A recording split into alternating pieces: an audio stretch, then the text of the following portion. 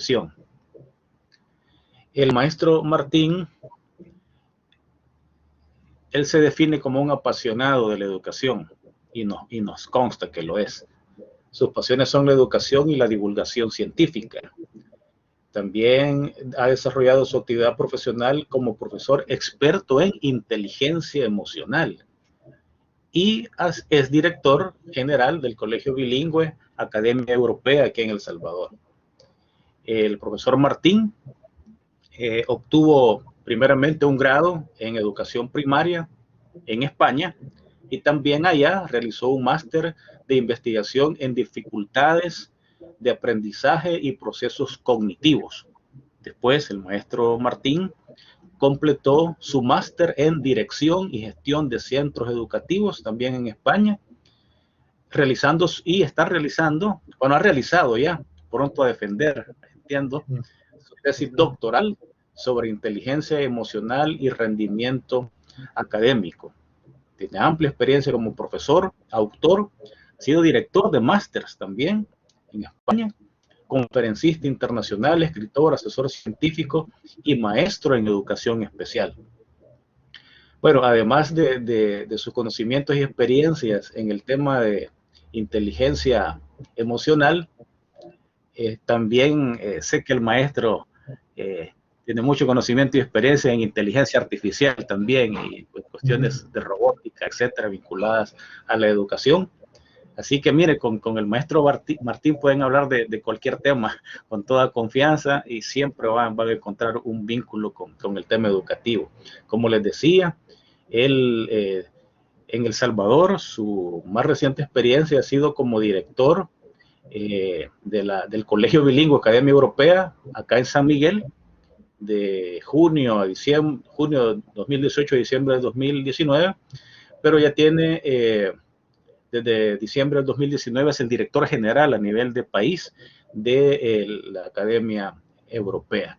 Y bueno, tiene un currículo muy amplio en experiencias académicas, en cursos impartidos, en conferencias, que nos llevaría un poquito de tiempo leérselo. Solo mencionarles que el doctorado que él está allá por defender la tesis es un doctorado en Ciencias de la Educación y del Comportamiento de la Universidad de Vigo en España. Doctor, bienvenido. Le reitero el agradecimiento por haber aceptado apoyarnos en nuestros procesos y le auguro muchos éxitos a usted y a este grupo. Muchas gracias por el espacio. Muy buenas noches. Vamos a estar por acá un momento pendientes para cualquier atención que se requiera, igual que lo está, como siempre, la Dirección de Educación Virtual esta noche a cargo del ingeniero Amadeo Herrera. Muchas gracias. Buenas noches a todos. Perfecto, muchísimas gracias. Gracias a ustedes por esta acogida y esta bienvenida tan calurosa. La verdad es que sí, me apasiona muchísimo la educación y trato de disfrutarla, pero sobre todo trato de que los demás, los que trabajan conmigo, los estudiantes, etcétera, también disfruten al máximo. Así que eso es lo que vamos a tratar de hacer hoy aquí. Bueno, como les han dicho, soy Martín Visconti, me dedico a la educación de pleno, ahora soy director general en el Colegio Academia Europea. Y bueno, en esta ocasión vamos a estar hablando sobre administración de la educación, un tema apasionante, puesto que influye muchísimo en la trayectoria del aprendizaje. Bueno, vamos a pasar a ver la agenda del día de hoy, sin más dilación. En primer lugar, vamos a realizar una introducción básica sobre la materia para que sepan de qué va a constar, cuáles son los principios básicos. Vamos a ver cuál es la competencia fundamental de esta materia, la línea metodológica, las habilidades a tratar en esta unidad, la unidad 1, y el sistema de evaluación. Aquí no nos vamos a detener prácticamente, solo decir que es evaluación formativa, continua, que vamos a estar permanentemente monitoreando nuestros aprendizajes y poniendo en práctica la evaluación, y sumativa. Y finalmente vamos ya a entrar de lleno en los contenidos a trabajar. Al final vamos a ver una pequeña evaluación de la unidad y pasar ya a las consultas, opiniones y preguntas. Antes de iniciar, les quiero comentar que mi filosofía educativa, digamos, es muy participativa, porque yo creo que cuando uno aprende y uno enseña tiene que haber un contacto, una ida y una vuelta, como si fuera un partido de tenis que estamos jugando. Entonces necesito de su colaboración en sus opiniones. Quiero saber de ustedes, no solamente opiniones puramente curriculares, sino quiero saber lo que pasa por sus cabezas, lo que sienten, lo que opinan y todo lo relacionado con la educación que podamos traer pues de otras áreas de conocimiento. ¿Okay? Entonces, en primer lugar, vamos a ver una introducción básica sobre la materia y ya comenzamos a desarrollar los contenidos en este momento. Bueno, en primer lugar, la administración de la educación y el liderazgo al servicio del aprendizaje. Bueno, quiero que tengan en cuenta que para lograr una administración efectiva y el liderazgo de una institución educativa o de un aprendizaje o de un equipo de docentes es fundamental contar con los conocimientos básicos y con las habilidades. Pero hay algo que rara vez se suele mencionar y que para mí es lo más importante, que son las actitudes, porque seguramente ustedes habrán conocido en muchas ocasiones personas que rebosan conocimientos o personas que tienen muchísimas habilidades, pero luego tienen una gran dificultad también para transmitirlo. Entonces, ahí es cuando entra la actitud. Un buen docente siempre está monitoreando toda su actividad, está viendo cómo puede llegar de la mejor manera posible y en lo personal considero que no es tan importante tener una ingente cantidad de conocimiento, sino de saber transmitir la mayor cantidad de conocimiento posible y generar disfrute. Esto es algo que siempre tenemos olvidado, es importantísimo generar disfrute, así que vamos a tratar de hacerlo a lo largo de esta materia. Obviamente también hacen falta otras competencias, como las relacionadas con el liderazgo y las estrategias para gestionar el personal docente, porque en las instituciones educativas no tiene tanto que ver con el currículo, no tiene tanto que ver con las normas administrativas, sino que tiene que ver con las personas. Estamos gestionando personas, estamos gestionando estudiantes y las relaciones interpersonales son lo más importante en la administración educativa, según mi punto de vista. Entonces vamos a empezar a desarrollar un poquito estos aspectos tan importantes, ¿ok? En primer lugar, ¿cuál es la competencia fundamental a potenciar en esta materia? Consiste en analizar los fundamentos científicos y legales de la administración educativa a fin de aplicarlos efectivamente en el contexto, ¿ok? Entonces, bueno, en este caso, esta es una definición concreta de esta competencia, pero me gustaría mucho también saber su opinión al respecto, ya dejando un poco de lado la competencia en sí, porque me gustaría mucho saber qué es lo que opinan ustedes, y vamos a realizar un pequeño sondeo, qué es lo que opinan ustedes acerca de la educación. ¿La educación está bien tal como está? ¿Necesita cambiar? ¿Qué es lo que ustedes opinan? ¿Necesita continuar igual o necesita cambiar?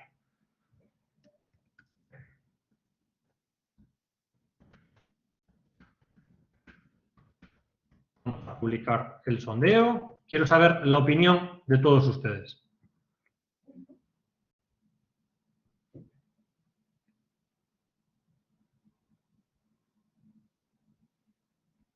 Ok, 3 respuestas ya.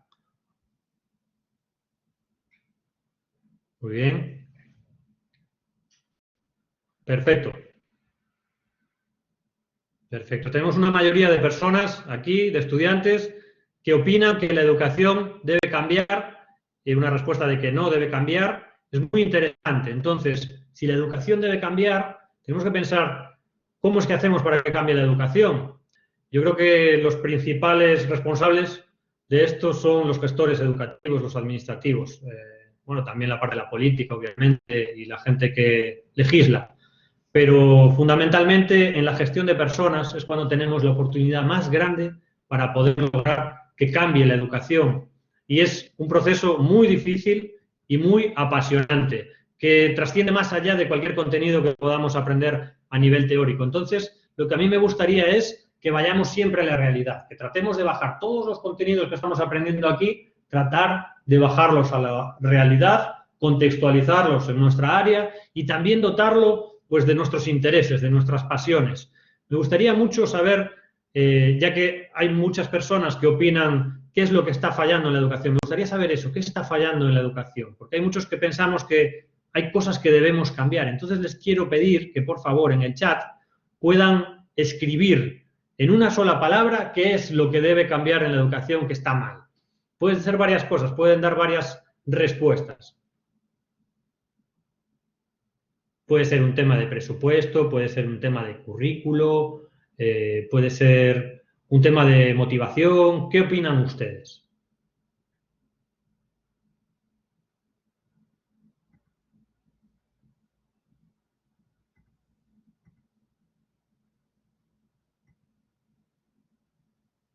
Ahí sí pueden contestar en el chat.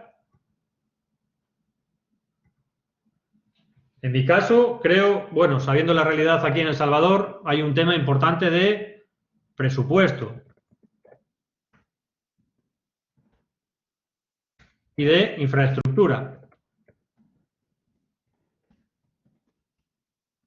Pero en el caso de ustedes, quiero saber también qué opinan que más está fallando, qué más cosas se pueden hacer para cambiar la educación y para mejorarla. La tecnología, súper importante, nos hace falta tecnología. Cambiar el currículo. Las necesidades y los intereses del estudiante cambiaron. Asimismo, las demandas de la sociedad. Muy bien, muy acertado el comentario, Evelyn Zelaya. La motivación, fundamental.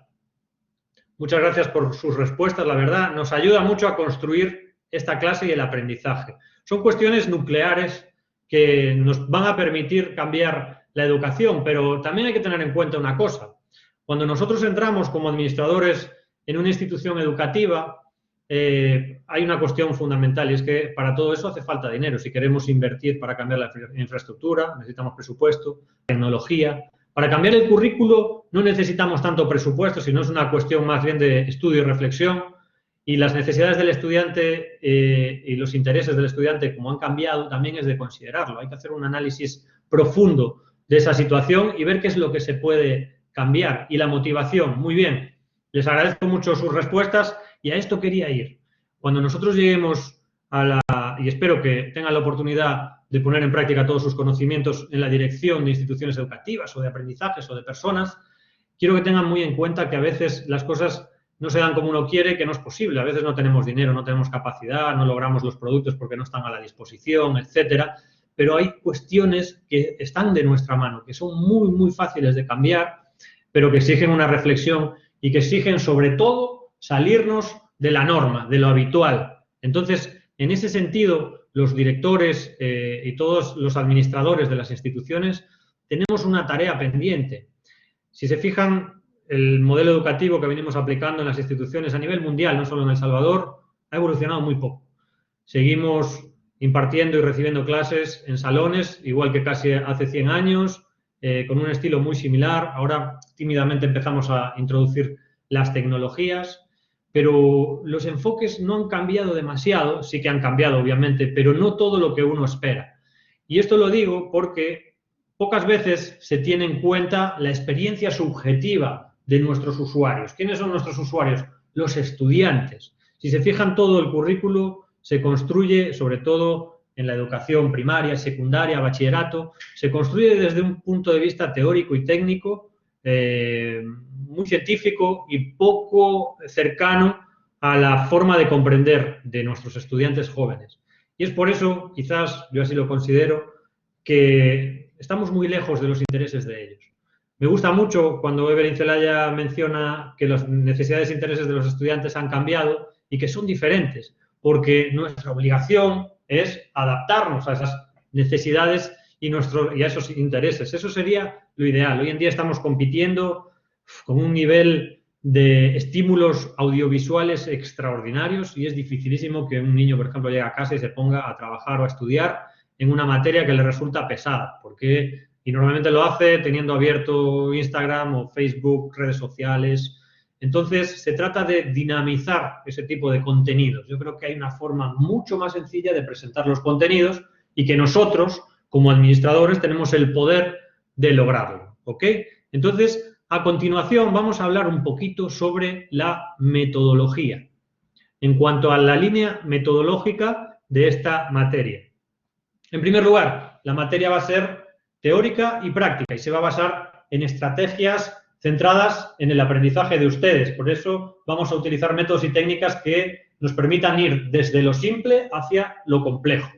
El 50% de este trabajo lo dedicaremos a las clases teóricas y al desarrollo de ejemplos prácticos en vivo, ejemplos sacados de la realidad siempre que sea posible, y quiero ahí también pedir su colaboración para saber cuál es la realidad que ustedes han vivido en cuanto a su aprendizaje y a su estudio. Entonces vamos a ver a tener ese tipo de experiencias para bajar los contenidos teóricos de la materia a la realidad con métodos diseñados para que sea fácil asimilarlos. El otro 50% del trabajo lo utilizaremos en la parte práctica, ya sea de una forma individual o colectiva, mediante el desarrollo de investigaciones o de otros métodos y técnicas que contribuyan a la consolidación y a la ampliación de toda esta teoría que hemos presentado. No solamente tenemos la teoría enfrente, sino que hay que leerla, pero también hay que trabajar con ella, hay que procesarla y hay que devolver un producto una vez lo hayamos procesado, porque eso es lo que nos va a hacer crecer como estudiantes y como profesionales. Así que esta es nuestra introducción teórica básica de la materia. Pero como a mí me gusta especialmente construir el conocimiento en equipo y de una forma compartida, quiero que en este momento presten atención porque ahora sí que vamos a comenzar en cuanto a la parte metodológica, ¿ok? Tenemos ya los fundamentos teóricos formales de la línea metodológica, que son los que acabamos de mencionar, y vamos ahora a tratar de bajarlos a la realidad. Quiero que se fijen en esta profesional que es administrativa, competente. Fíjense, su imagen es acorde a la de una persona competente y que es capaz, o por lo menos esa es la impresión que da, de llevar a cabo una dirección efectiva de una institución, puede ser una institución educativa, universitaria, o de dirigir el aprendizaje de cualquier institución. Entonces, la línea metodológica que vamos a seguir ahora es la línea metodológica del éxito. ¿Ok?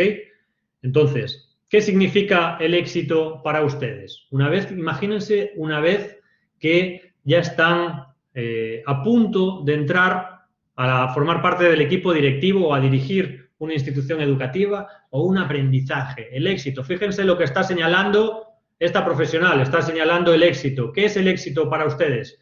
Vamos a bajar esto a la realidad de una manera muy fácil. Salario. ¿Cuál es el salario que debe cobrar un administrativo, un director de una escuela o de un colegio?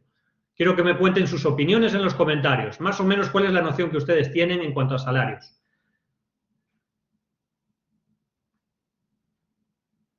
¿Serían $1.000, 1.500, 2.000, 3.000? ¿Ustedes qué consideran que cobran los directivos hoy en día de las instituciones educativas, una institución educativa normal? Aventúrense a poner una cifra porque es bien importante esta parte. Lo que me gustaría es definir bien cuál es el perfil actual de un directivo de institución educativa, porque a eso le vamos a apuntar, vamos a ir hacia ahí.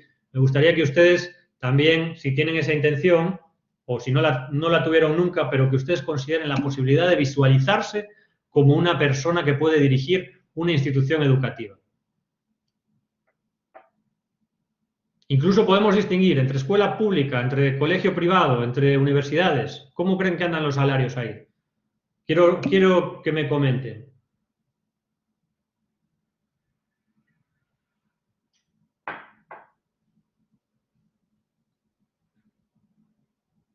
Ok, directivos, ya vamos en torno a más de $800, por ahí nos vamos acercando. En un colegio estarían cobrando entre 400 y 500 más o menos. Un colegio privado entre 400 y 500 la dirección de un centro educativo. Depende de los años de trabajo, como dice Daniel, en el sector público puede andar por arriba de los $1.000. Muy interesante. Entonces veo que más o menos conocen cuál es la realidad, es una realidad muy dispar realmente, sobre todo teniendo en cuenta la diferencia que hay entre escuela pública y los recursos que hay y la educación privada. Entonces, ¿qué es lo ideal cuando uno accede a un puesto directivo? Quiero que me cuenten qué es lo que a ustedes les gustaría. Ya no solo hablando de salario, obviamente ya hemos visto cuáles son los salarios, pero si ustedes tuvieran que ponerse en la situación, yo voy a postularme a este puesto de directivo de institución educativa, del colegio tal o de la escuela cual, pero quiero poner esta serie de condiciones. ¿Cuáles son las condiciones que ustedes quieren poner? No sé, un grupo de trabajo especial, recursos especiales, la toma de decisiones con totalidad. ¿Qué es lo que más les gustaría a ustedes personalmente que le dejasen hacer o que le dejasen un recurso con el que quisieran contar para, pues eso, para establecer su práctica, su puesto?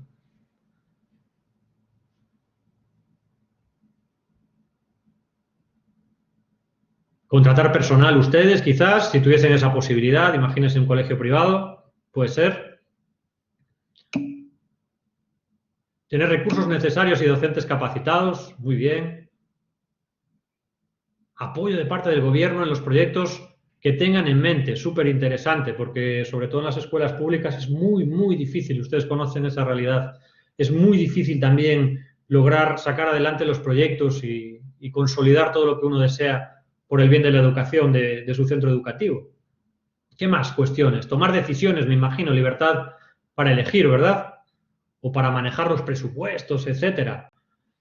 Les pregunto todo esto porque lo que quiero es que ustedes se visualicen ya en esa posición, ya como si formasen parte de un equipo directivo, porque de eso se trata. Solamente si hacemos ese ejercicio de posicionarnos como directivos, nos podemos dar cuenta mucho mejor de la realidad. Bueno, pongamos por caso que esta profesional que estamos viendo aquí en la diapositiva, ella concibe que el éxito es cobrar unos $1.500 como directiva en una institución privada de más de 1.000 estudiantes, que tiene capacidad total para tomar decisiones, que simplemente tiene que informar y puede decidir, que puede contratar al personal que quiera, que puede realizar los cambios que considere en todo el currículo, en la parte propia del colegio, de la escuela, que esa parte que uno pone de sí mismo cuando es directivo en la educación. Bueno, una serie de decisiones que ella considera que le va a llevar al éxito. Imagínense que a esta persona la contratan y que finalmente lleva a cabo su plan y al final consigue triunfar, ¿ok? En la línea metodológica del éxito para ella. O para ustedes también, los hombres, imagínense ya habiendo pasado esa situación inicial, triunfan como directivos. Reconocimientos, premios y todo lo que se imaginen. Es una situación obviamente irreal, simplemente se la comparto pues para darle un poco más de dinamismo a esta situación, porque lo importante es que nos visualicemos en una situación de puesta en práctica como administrativos de nuestras políticas y de éxito, porque de eso se trata, hay que tener el éxito siempre en la vista. Continuamos entonces con la línea metodológica del éxito. Aquí comentaba Evelyn que las capacitaciones para todos son bien importantes, las becas para los estudiantes y las alianzas con grandes instituciones es también fundamental porque para lograr llevar a cabo proyectos hay que conseguir apoyos. No solamente los que tenemos adentro, sino los que tenemos afuera. Es súper, súper importante. Ahora, la línea metodológica del éxito es la que vamos a aplicar realmente en esta materia, la que quiero que tengan en cuenta. Entonces, le quiero a ustedes consultar acerca, también para hacer un sondeo de sus conocimientos, ¿qué es una metodología activa? Porque estas son las claves de nuestra línea metodológica para esta materia y, en general, para todas las materias en las que participo, suelo utilizar una línea metodológica similar. Entonces, quiero que me comenten, ¿qué es una metodología activa? ¿Qué es lo que consideran ustedes como una metodología activa?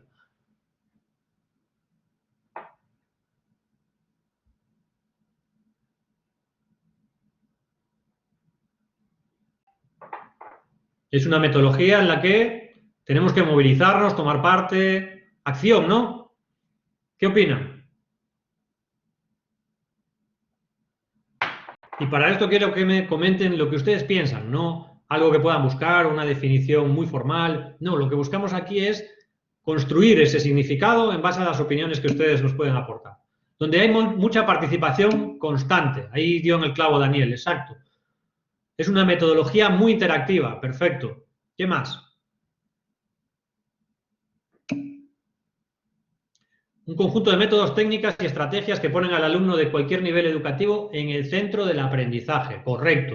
Si se fijan un poco en esta línea metodológica que estamos aplicando hoy, es lo que estamos haciendo. Ustedes están ayudándome a construir el conocimiento y juntos estamos dándole forma a todos estos contenidos. ¿Por qué? Porque cuando el alumno participa de forma significativa, reflexiona y está en un ejercicio constante, el aprendizaje es mucho más perdurable, es mucho más significativo. Aquí lo pone Jonathan Amaya, busca generar un cambio significativo. Es justamente eso, una metodología activa, es lo que estamos aplicando hoy. Así que les quiero pedir que a partir de ahora y en todas las sesiones que vamos a estar impartiendo en las próximas semanas, tomemos un papel fundamentalmente activo. Es una educación interactiva bidireccional. Fundamental eso, Donatila, muy bien. Es bidireccional porque cuando uno está activo, no solamente, imagínense, cuando están en un puesto directivo en cualquier institución o cambiando el aprendizaje o interactuando con los docentes, uno tiene que ser muy activo, porque siempre el ritmo que ustedes lleven, el ritmo de movimiento, el ritmo de producción, se contagia, siempre se contagia. Y cuando ustedes son muy activos, el resto del equipo también se empieza a activar y poco a poco se empiezan a generar cambios importantes en las instituciones. Este quizás es una de las cuestiones más importantes, por eso la vemos en primer lugar. En segundo lugar, y no menos importante, una metodología comunicativa. ¿A qué se refiere y qué agentes implica esa metodología comunicativa?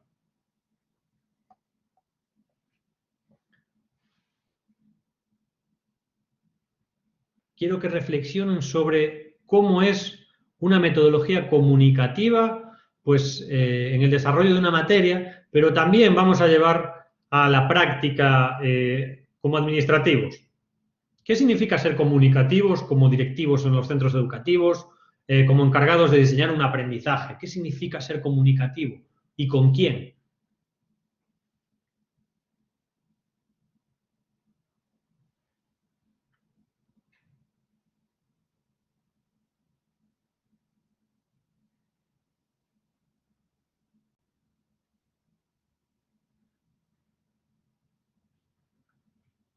Significa establecer medios y canales de comunicación con los estudiantes.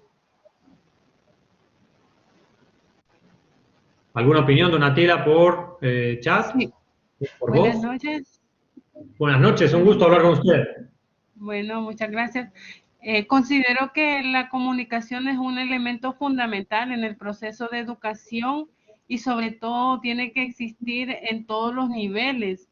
Tiene que ser un eje fundamental con toda la comunidad educativa, desde dar a entender los contenidos a los estudiantes, como también en el tema de comunicación interna administrativa y en todos los ejes que comprenden el tema de educación. Afecta a todos los agentes entonces, ¿verdad? O sea, no solamente a los docentes o a los compañeros y colegas, sino también a los estudiantes, a la parte administrativa, al equipo contable, a las familias. De eso se trata. Así es, ¿Qué con más? todos los agentes. Excelente, ¿qué más? Es una, vamos a ver, que existe una estrecha comunicación con los estudiantes, exacto, con los estudiantes y que compartan efectivamente con los docentes, como lo estamos haciendo ahora realmente. Así debe ser, pero ¿saben qué es lo que sucede? A la hora de la práctica, cuando uno está trabajando en las labores directivas, hay que elegir a qué vamos a dedicar nuestro tiempo y muchas veces se hace extremadamente difícil poder dedicarle tiempo a cada una de las partes. Y normalmente la parte comunicativa, por las dificultades que entraña también establecer una comunicación efectiva, se deja de lado y no transmitimos de la mejor manera o como debería ser nuestros mensajes o nuestras opiniones o bueno, nuestras disposiciones a todo el equipo o a las familias o a los estudiantes. Y esto realmente pasa factura. ¿Por qué? Porque para poder avanzar tenemos que ir todos de la mano y tenemos que tener todos el mismo nivel de conocimiento sobre las disposiciones y las intenciones de la institución, porque es la única manera de avanzar.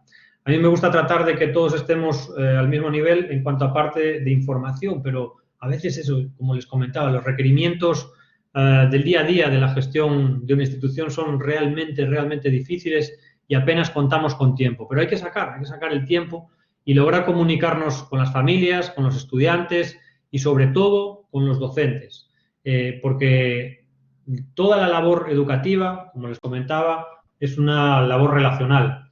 Las relaciones interpersonales son fundamentales y si no somos activos, si no somos comunicativos, difícilmente vamos a lograr de alguna manera cambiar alguna institución. Yo les garantizo que si alguna institución cambia de una forma profunda y rápida, se debe a que las personas que trabajan en ella son muy activas y valiosas y que además hay un nivel de comunicación muy alto. Ahora vamos con una metodología, con la línea metodológica práctica. ¿Qué es una línea metodológica práctica para ustedes? Y me gustaría que compartan también por audio si lo desean, por mensaje, como quieran. Pueden hacerlo. ¿Qué es una metodología práctica?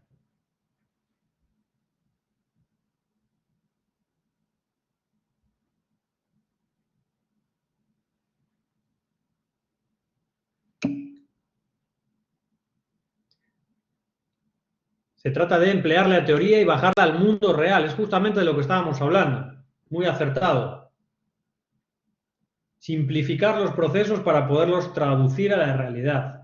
Uno de los errores más habituales que cometemos y que realmente también fomentamos los docentes a medida que vamos transcurriendo por el camino de nuestra formación es ser excesivamente profusos en la parte de generar documentos, teoría, etcétera, y luego cometemos el error de que no lo bajamos a la realidad y no lo convertimos en realidad. Es mejor utilizar más nuestros recursos de tiempo para poder traducir nuestros conocimientos y nuestros planes a la realidad.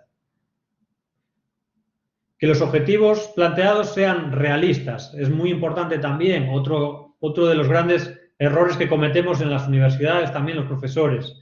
Muchas veces, no sé si les habrá pasado, realmente hablamos de muchas teorías, hablamos de muchos conocimientos y realizamos un ejercicio de abstracción muy grande. Pero una cosa es eso y otra cosa es hablar de la realidad de las aulas, de los salones. Seguro que muchos de ustedes están en una clase y están pensando: sí, muy bonito, me gusta mucho el cuento que me está contando, pero ¿cómo hago yo en el salón para llevar eso al salón?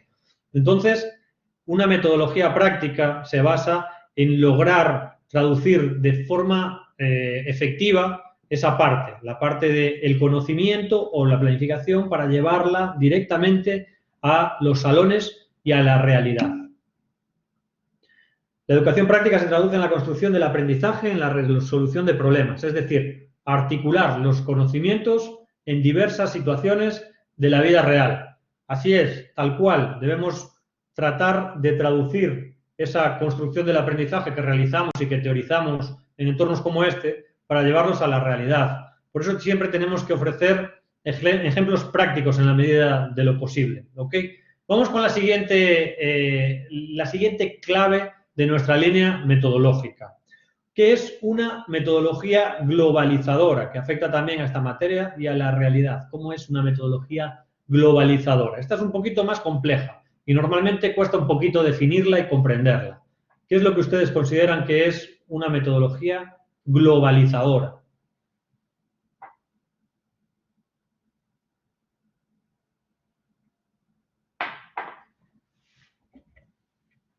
Si se fijan, cuando analizamos desde el punto de vista científico, analizamos cualquier objeto de estudio, lo que hacemos es dividirlo y categorizarlo en diferentes espacios y apartados. Es como que vamos dividiendo en pequeños pedacitos cada una de las piezas de la realidad para poder estudiarlas mejor. Eso tiene un poquito que ver también con la perspectiva globalizadora. ¿Por qué? Porque cuando tomamos uno de estos pedacitos y los estudiamos a fondo y los definimos, muchas veces también incurrimos en el error de trasladarlo a la realidad como ese elemento aislado, como ese objeto de estudio aislado que tenemos ahí en nuestra mente, y lo tratamos de una forma totalmente aislada, fuera de la realidad, sin contexto, que no se relaciona con ningún otro elemento.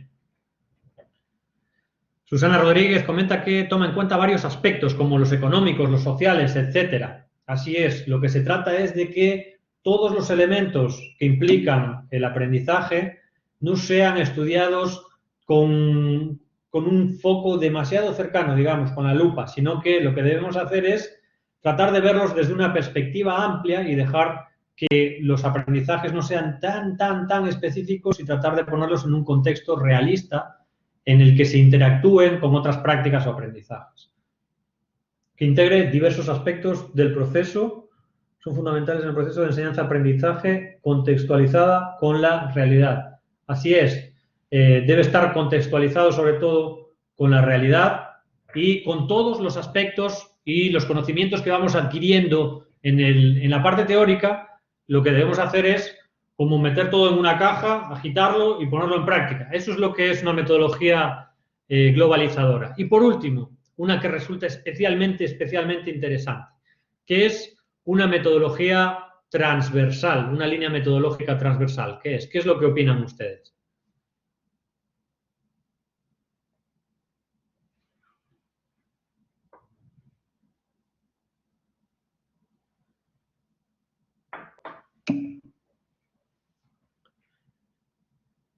La metodología transversal es la que permite el estudio de muchas variables en un momento dado. Los investigadores pueden analizar la edad, el sexo, los ingresos, etcétera.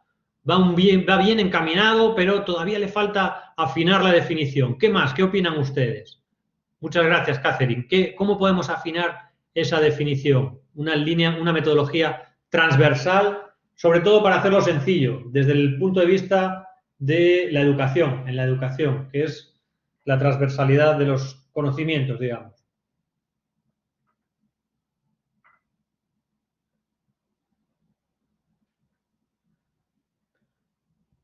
Cuando utilizamos una metodología transversal, lo que estamos haciendo es tomar elementos de otras realidades que son ajenas a la que estamos trabajando en ese momento para poderlas trabajar en conjunto, que está inmersa en todo el proceso educativo. También es cierto. Pero fíjense, un ejemplo claro de una metodología transversal es la que implica, por ejemplo, un proyecto educativo en el que se trabajan dos materias diferentes. Por ejemplo, puedo construir un puente y puedo trabajar el dibujo, puedo trabajar la matemática, puedo trabajar el lenguaje para definir todos los elementos. Ese sería un proyecto con una línea metodológica transversal. Lo que hacemos es integrar diferentes cuestiones de interés, materias, etcétera, en una misma práctica educativa para que sea transversal. ¿Y por qué les digo que esto es súper importante? Pues porque en la filosofía que yo defiendo de educativa considero que lo más importante o que resulta una de las cuestiones más relevantes es poder traer aprendizajes o elementos de otras realidades. ¿Qué quiere decir esto? Quiere decir que, por ejemplo, si yo veo una película y me sirve ese pedacito o una frase o una situación concreta de una película que estoy viendo, no hay ningún impedimento para que yo tome ese fragmento y lo lleve a mi salón y les explique un concepto a mis estudiantes que tiene que ver con lo que estamos trabajando en el salón. Y esto nos pasa constantemente. No sé si les pasa a ustedes cuando están leyendo un libro y les recuerda algo un libro de literatura que ni siquiera tiene que ver con el aspecto educativo, y les traslada a esa situación de aprendizaje teórico que están viendo en la materia o que están leyendo en los apuntes, o cuando estamos viendo una película, cuando estamos leyendo un libro. Lo importante es que tomemos esos elementos. ¿Por qué es tan importante? Pues porque hoy en día en la educación tenemos que competir con estímulos muy poderosos. Tenemos que competir contra libros, contra literatura, contra aplicaciones súper complejas y demandantes, tenemos que competir contra películas de Marvel, tenemos que competir contra 1000 cuestiones que son muy atrayentes para nuestros estudiantes. Entonces, si no logramos captar la atención importando elementos que resultan interesantes, nuestra materia se va a diluir. Entonces, es una manera de hacerla más interesante y a la vez, lo más importante cuando se trata de conocimientos o materias transversales, lo más importante es que nos permite trabajar diferentes áreas en una misma situación de aprendizaje. ¿Ok? Vamos a continuar entonces una vez definida la línea metodológica del éxito. En primer lugar, resumimos, va a ser una línea metodológica activa y comunicativa, fundamental. Necesitamos movernos, necesitamos producir, hablar, opinar. También práctica, si se fijan se desarrolla, activa, comunicativa y práctica. Somos gente de acción, eso es lo que tenemos que buscar. Globalizadora también, integramos todo para poder aprender y generar aprendizajes mucho más significativos y perdurables. Y finalmente transversal, que también va en la misma línea de significado. Continuamos entonces. Vamos a ver cuáles son las habilidades a fortalecer en esta primera unidad, en esta primera sesión. En primer lugar, vamos a tratar de comprender el devenir histórico de la administración educativa para tomar decisiones con un criterio moderno, para que sean decisiones efectivas y contextualizadas. vamos a tratar de interpretar los diversos liderazgos en la gestión institucional que nos va a permitir incidir de manera efectiva en el desarrollo educativo en los diversos niveles organizacionales. En tercer lugar, otra de las habilidades a fortalecer es aplicar las diversas estrategias útiles para la toma de decisiones en beneficio del aprendizaje de los estudiantes, docentes y de la comunidad educativa en general en el contexto actual. Vamos a también, por último, utilizar la estrategia de gestión de la calidad total. Esta parte es fundamental para mejorar el servicio a los diferentes participantes de las instituciones educativas. Continuamos entonces. Ahora, quiero que me comenten por qué creen ustedes que es importante el estudio de la administración de la educación en primer lugar. ¿Por qué es importante esto que estamos haciendo? Estudiar qué es la administración de la educación. ¿Qué es lo que supone, qué es lo que cambia en el mundo estudiar administración de la educación? ¿Para qué sirve?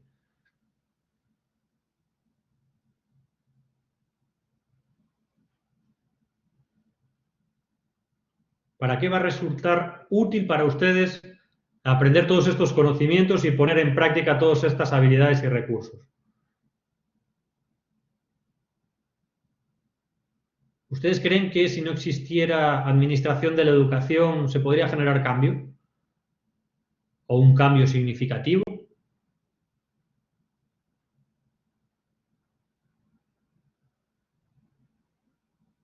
¿O cómo funcionan las instituciones cuando son débiles las acciones administrativas?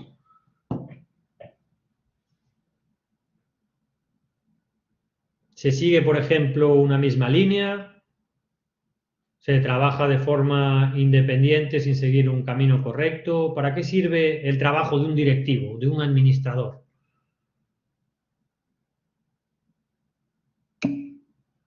Para organizar, planificar, direccionar, controlar y evaluar. Exacto. Es importante organizar, planificar, direccionar, controlar y evaluar. Pero, ¿el qué? ¿Cuál es el elemento?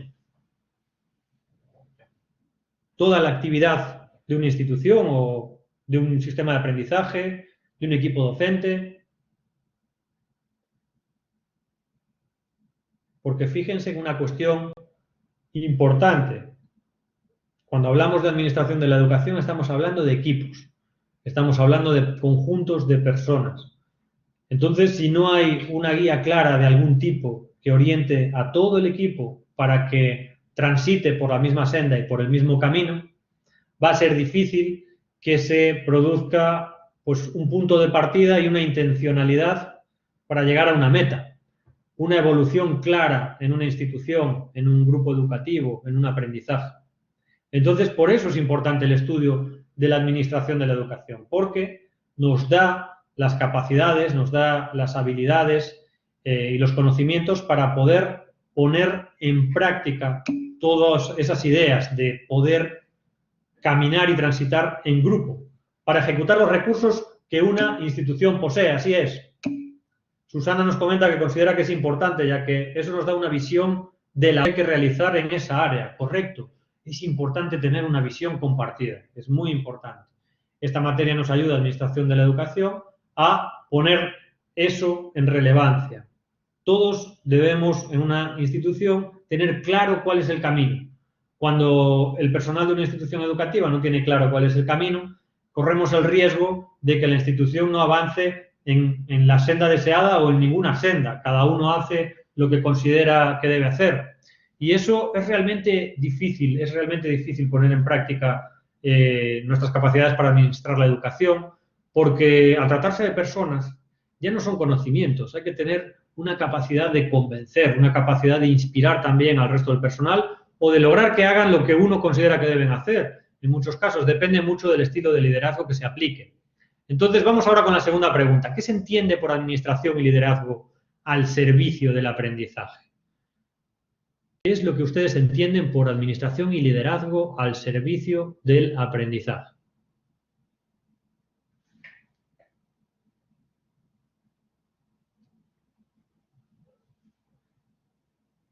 ¿Puede nuestra labor como administrativos y líderes servir de algo al aprendizaje? ¿En qué sentido? ¿Y qué pasaría si no hay nadie que lidera el aprendizaje de una institución, por ejemplo?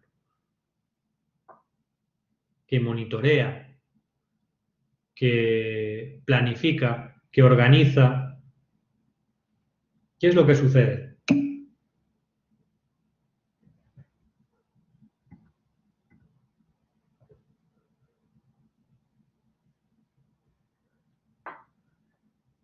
Nos permite facilitar el proceso de enseñanza-aprendizaje, nos permite lograr aprendizajes significativos, ¿verdad?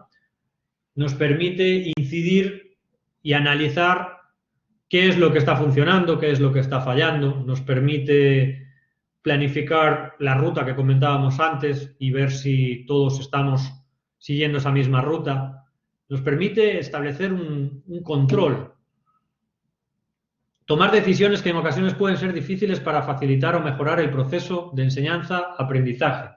Bueno, esta es la realidad más amarga de la profesión de directivo. Muchas veces hay que tomar decisiones difíciles casi constantemente y uno lo trata de hacer de buena fe, pero realmente hay muchas ocasiones en que se vuelve difícil la dirección porque implica muchos factores y cuando cambia una sola de las cuestiones afecta a la otra y a la otra. Entonces es difícil también mantener un ecosistema saludable, digamos, para que todo funcione correctamente. Pero es importante contar con la colaboración de nuestros colegas y de los expertos. Algo que tienen que tener muy en cuenta es que es imposible abarcar todas y cada una de las áreas de especialización uno solo y uno mismo. Se tiene que apoyar en un equipo de expertos y confiar. Hay algo que me gusta mucho en la Universidad Gerardo Barrios y es que uno de sus valores se define como confianza y es eso, darle la confianza a las personas para que puedan desarrollar pues todo su potencial para sacar brillo a lo que llevan dentro en cuanto a conocimientos, habilidades y pasiones a la hora de enseñar. Vamos a leer los comentarios. Tener un enfoque de servicio para el beneficio del estudiante. Me gusta muchísimo, Patricia Noemí, muchas gracias, porque está poniendo en el foco al estudiante y el beneficio del estudiante.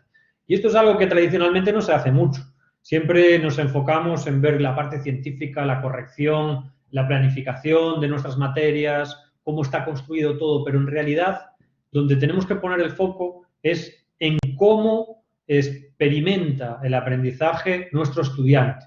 Y ahí es cuando vamos a empezar a darnos cuenta de que hay muchas cosas que podemos cambiar y hacer mejor para que la experiencia educativa sea más significativa.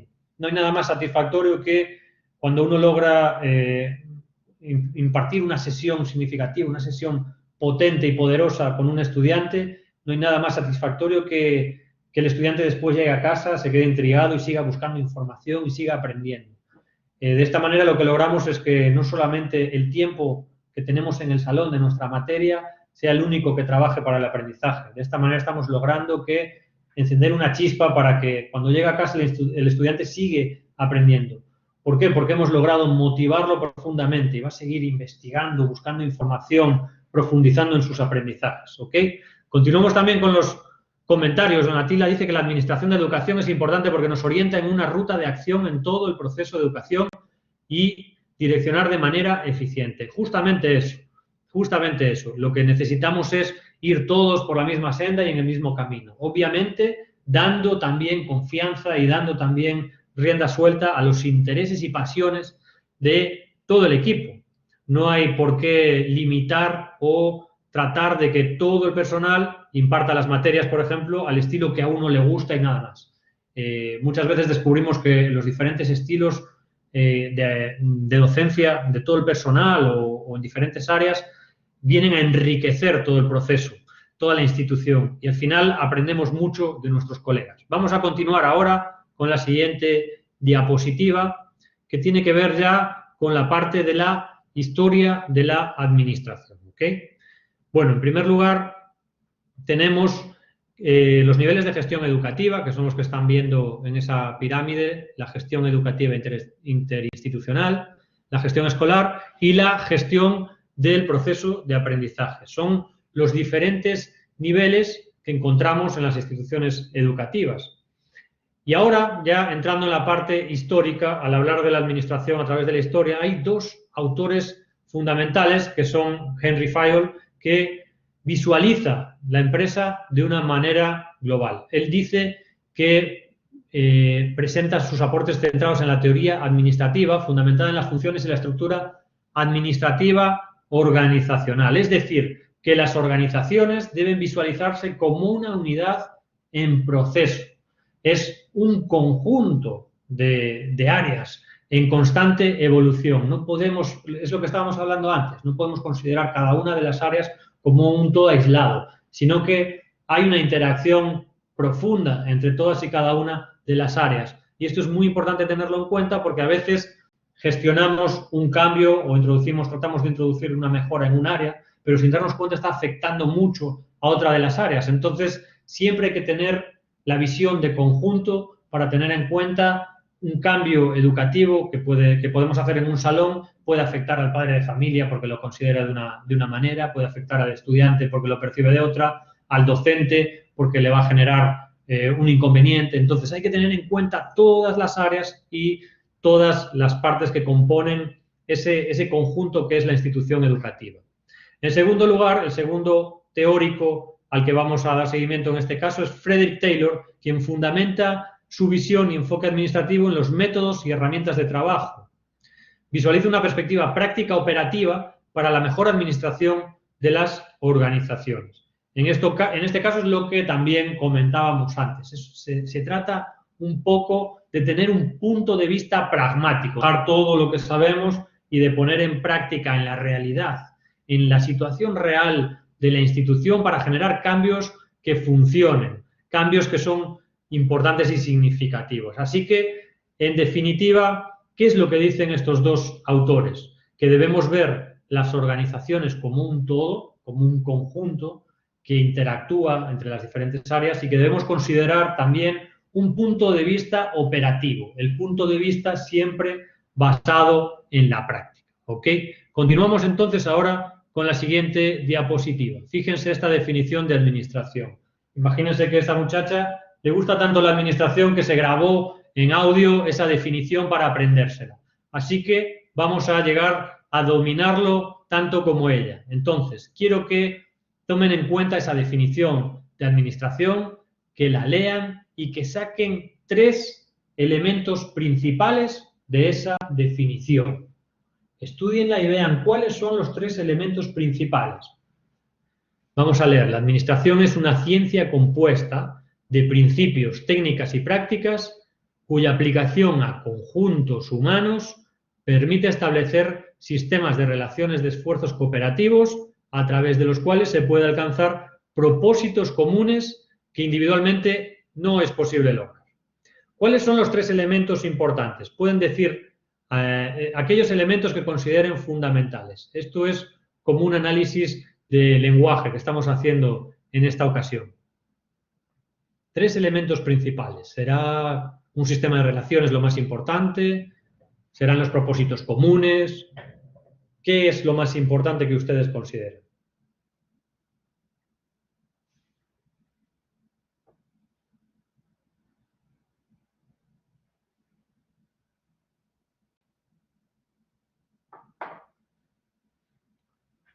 Pueden mencionar los elementos que consideren importantes en esta definición. Buenas noches, maestro. Buenas noches. Serán los principios, las técnicas y las prácticas. Principios, técnicas y prácticas. Perfecto. Ahí tenemos la primera definición. Principios, técnicas y prácticas. Vamos a ponerlo aquí para que nos quede constancia por escrito. Muchas gracias. ¿Cuál es su nombre?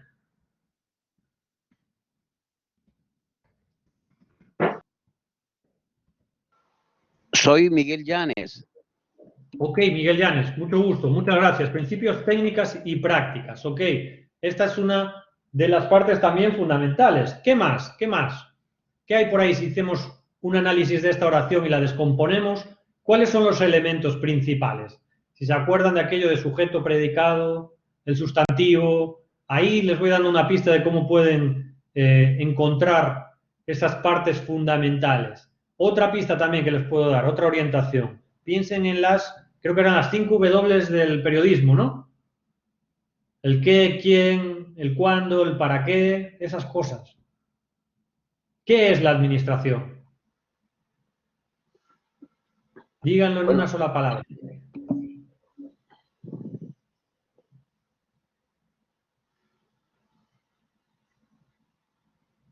¿Dirección? Susana, sí, dígame. ¿Dirección? La administración es dirección, pero aquí, prácticas, conjuntos humanos, pero lo que quiero es que saquen una de las palabras que hay en la definición escrita que hay en la pantalla, una de las palabras concretas. Si tuviéramos que decir administración, ¿qué es administración? ¿Cuál es la palabra clave? Compuesta de sistemas, relaciones y propósitos comunes, dice Susana. Los esfuerzos cooperativos, dice Wendy. Donatila dice ciencia, sistemas y propósitos. Sistema de relaciones de esfuerzos cooperativos. Ok, la administración. Pero en primer lugar, ¿qué es? Si decimos qué es, lo tenemos al principio.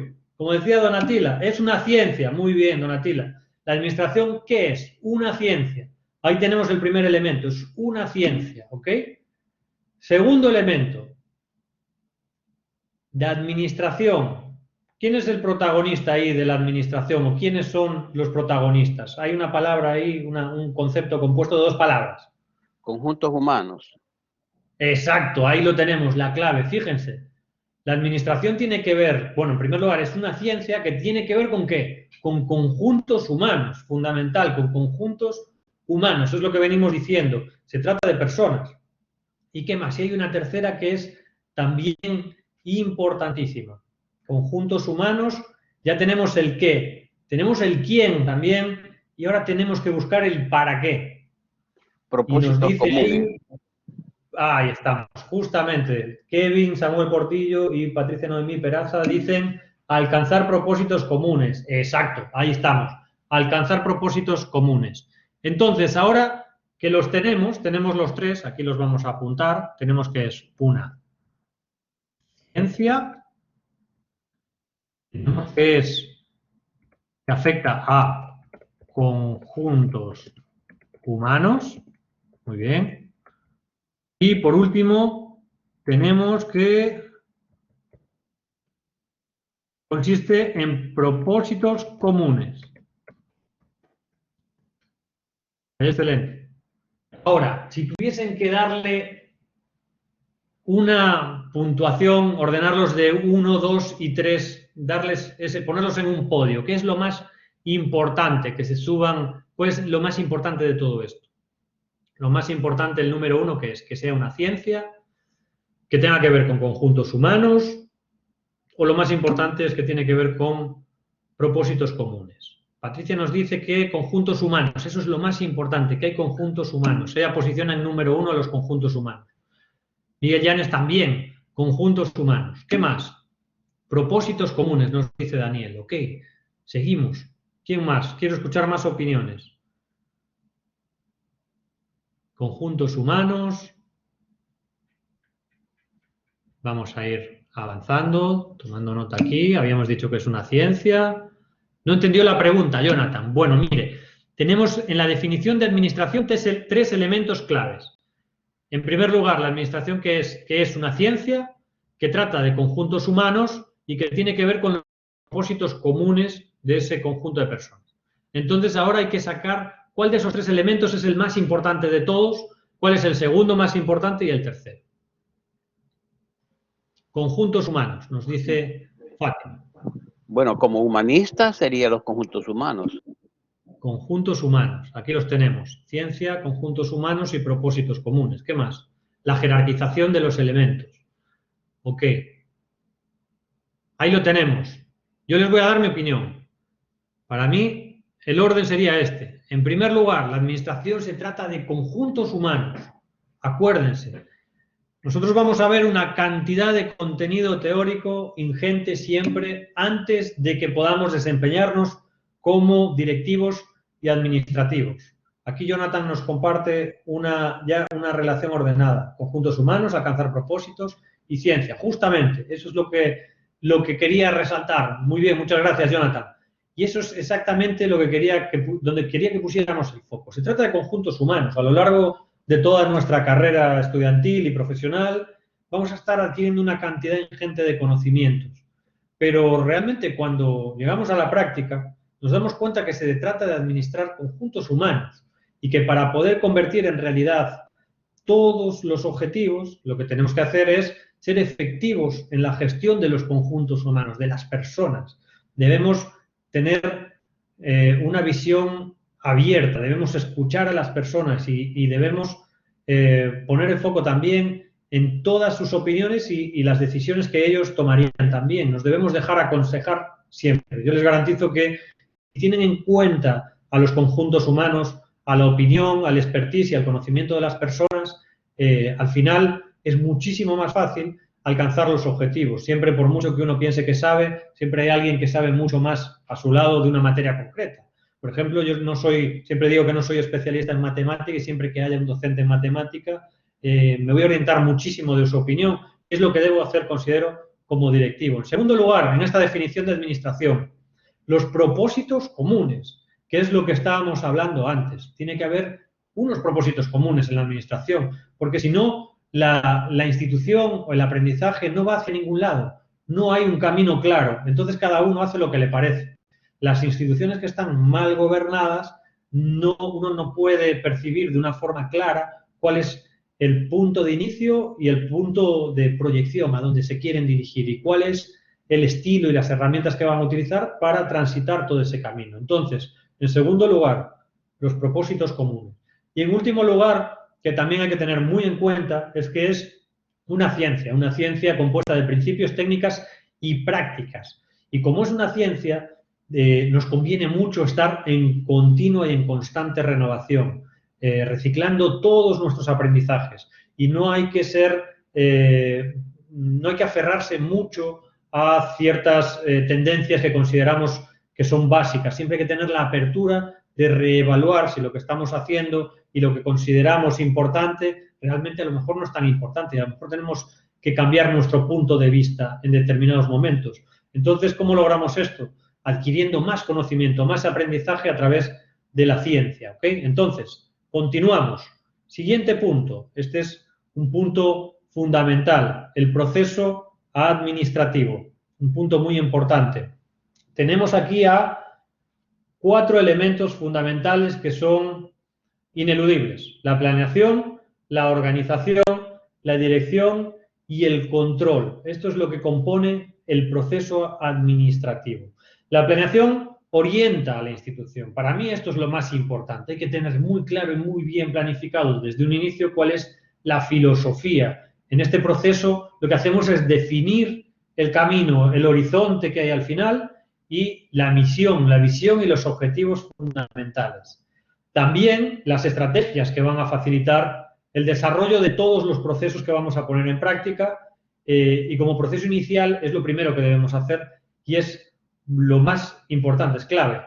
Todos los involucrados con la institución deben comprender y conocer cuál es esa planeación. Todos deben tener la parte teórica clara de qué hacemos, cómo lo vamos a hacer y hacia dónde nos dirigimos. Eso es algo que se debe compartir. Por eso les decía antes que debemos estar en la misma sintonía todos.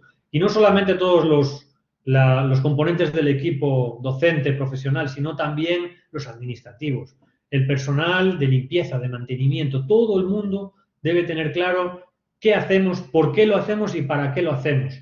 Y siempre dejarles claro que es para lograr un aprendizaje significativo.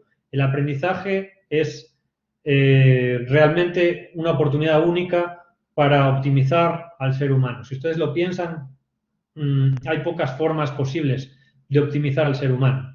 Por el momento no existe posibilidad de mejorar nuestras capacidades a partir de los avances biotecnológicos.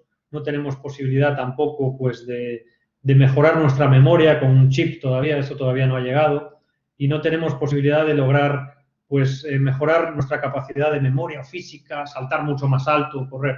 Nuestra forma de mejorar como seres humanos siempre es a través del aprendizaje. Así que en el aprendizaje tenemos una oportunidad única de cambiar la realidad del mundo. Yo creo que nosotros tenemos mucha suerte porque somos agentes de cambio del mundo. Entonces, como educadores docentes, podemos generar cambio en la realidad, en el mundo. Y esto para mí es el sentido, lo que le da sentido a nuestra práctica profesional. En segundo lugar, la organización. La organización es otra de las partes fundamentales y tiene que ver en cómo llevamos a cabo toda esa planeación, en cómo disponemos de los recursos para alcanzar esos objetivos, ¿ok? Entonces, por ejemplo, pensaremos cómo se organizará nuestro equipo, nuestro recurso humano, cómo estableceremos y distribuiremos el presupuesto, de qué manera vamos a asignar pues, las partidas de presupuesto a una u otra área para desarrollar una u otra parte, cuáles son las etapas de la ejecución y en qué tiempo vamos a lograr esa ejecución, quiénes van a ser también los responsables de cada una de las etapas. Todo eso tiene que ver con la organización. En definitiva, visualizamos cuáles son los recursos que tenemos, cuál es el tiempo que tenemos y las personas que van a llevar a cabo todas esas actividades y a poner en práctica la hoja de ruta a ejecutar. Por último, vamos con por penúltimo, la dirección o ejecución.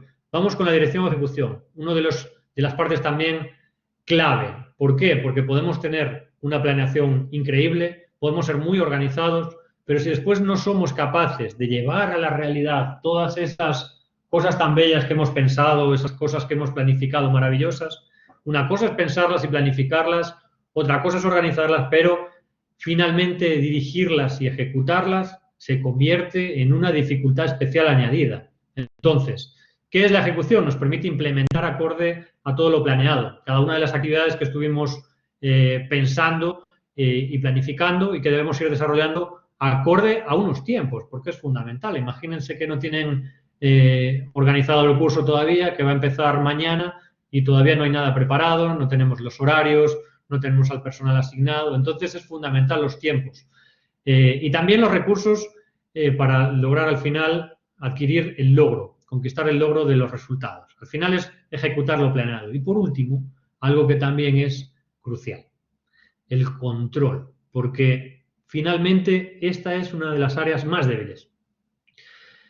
En ocasiones nos afanamos mucho en realizar una planificación, normalmente tenemos toda la idea bien clara, logramos transmitirla, logramos organizarla, logramos que todas las personas sean conscientes de lo que hay que hacer y conseguimos que todo empiece a ejecutarse y se logre hacer en un tiempo acorde, porque es en la fase de la dirección y lo hacemos muy bien. Pero después, si no realizamos un control más o menos habitual para monitorear cómo está funcionando todos esos procesos, puede quedarse todo el trabajo que hemos hecho anteriormente en nada. Y esto es uno de los puntos débiles más importantes. La parte del control es una de las más complejas, una de las que más tiempo requieren y que nos obliga también a considerar cuestiones importantes como los recursos humanos. Hay una cuestión también que tiene que ver con la profesionalidad y el conocimiento de los profesionales. Si usted contrata a una persona que es muy capaz y muy competente y tiene un nivel de conocimiento muy exhaustivo, pero después, cuando usted no lo está controlando, no gestiona o no realiza las tareas que debe hacer o no cumple con los procesos de calidad que usted ha definido, no sirve de nada. A veces es mucho mejor que haya una persona que sea muy diligente y que siga al pie de la letra cualquier recomendación y que no tenga a lo mejor tantos conocimientos, pero al final, en la práctica, en la ejecución de las tareas, va a tener un nivel de progreso con este tipo de perfil mucho más amplio que con el de una persona que no es colaborativa y que sabe mucho, por ejemplo. Entonces, las fases de control tienen muchísimo que ver con la calidad de las personas que trabajan en las instituciones. A mayor nivel de calidad, menor nivel de control. A mayor nivel de honestidad, de transparencia, de capacidad, el control se vuelve cada vez menos innecesario. Una de las cosas que más nos agrada en la dirección es poder dejar un área prácticamente a cargo de una persona, sabiendo que va a lograr ejecutar todo lo que se requiere de una forma óptima. Eso es una satisfacción tremenda, porque nos permite a nosotros como directivos pasar otra vez a comenzar la rueda. Nos vamos nosotros a la parte de planeación. Y ahí vamos, como ya la institución está viva y va evolucionando, tenemos que volver a empezar a planificar y ver cómo de nuevo volvemos a poner en marcha esa rueda de la innovación. A mí me gusta muchísimo la innovación educativa, entonces estamos continuamente completando la rueda, volviendo a empezar. Empezamos a planificar, organizamos, dirigimos y controlamos y otra vez, cuando ya se produce un avance importante, volvemos a analizarlo todo y empezamos desde el principio. Así es como se genera el progreso, ¿ok? Vamos a continuar. Ahora les quería comentar una cuestión importante que me gustaría analizar con un ejemplo transversal, como les comentaba antes. Les quiero contar una situación real. Hace poco tiempo, en nuestra institución, en nuestro colegio, hemos logrado realmente alcanzar un nivel de desempeño en labor educativa, docente, en todas las áreas, muy, muy alto. Estamos súper satisfechos porque la calidad es altísima y nos gusta seguir en ese nivel. Pero ¿qué pasa?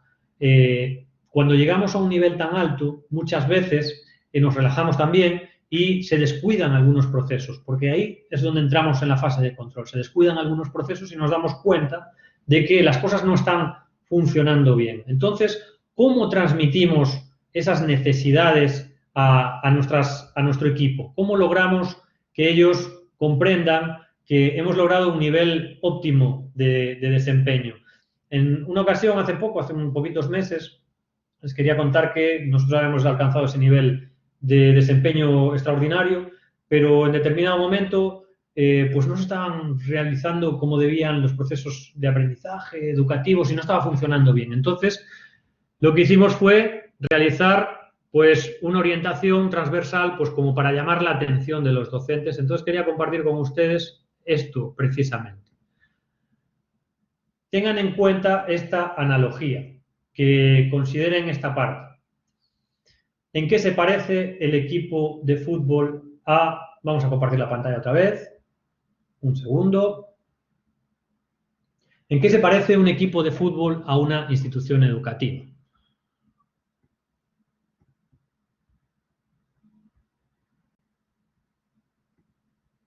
Aquí estamos, vamos a ir a la diapositiva.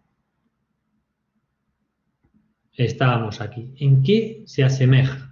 Bueno, se asemeja en esta situación en concreta en que todos aportamos para un mismo fin, como dice Daniel, extraordinario. Así es, todos trabajamos por un mismo fin, un conjunto humano con objetivos en común, pero ¿qué pasa cuando bajamos la guardia? Les voy a poner un ejemplo gráfico para que me entiendan.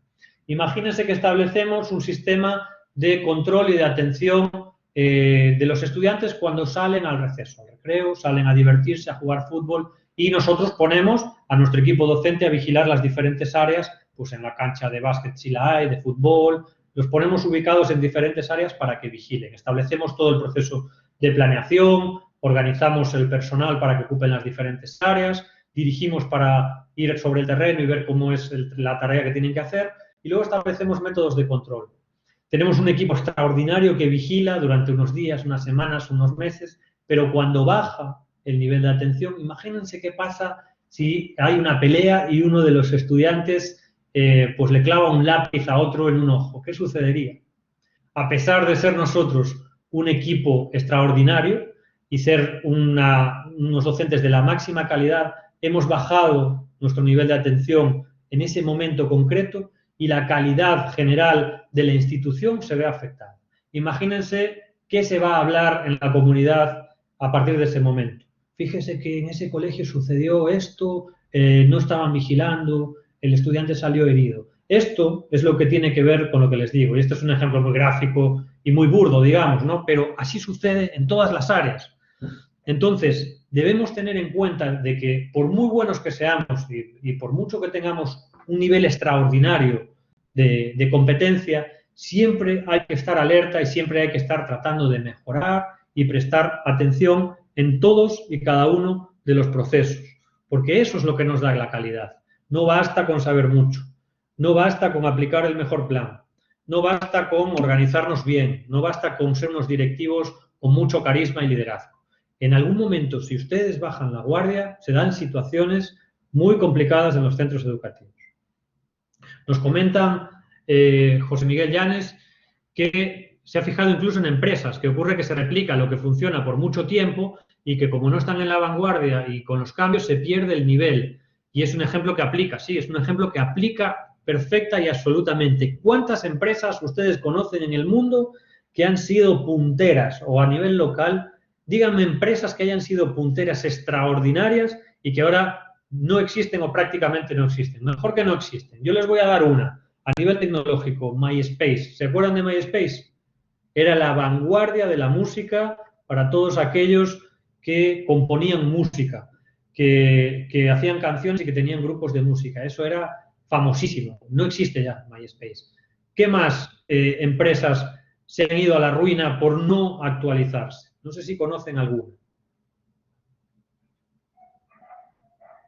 En la parte tecnológica es sencillo. Blockbuster, exacto. Blockbuster estaba muy atada a la tecnología.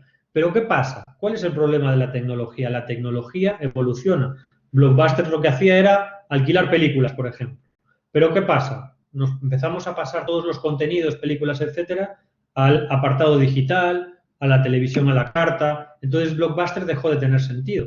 ¿Qué es lo que hubiera hecho una empresa de vanguardia innovadora? Hubiera adaptado su modelo de negocio de alguna manera a todos esos cambios que se están produciendo.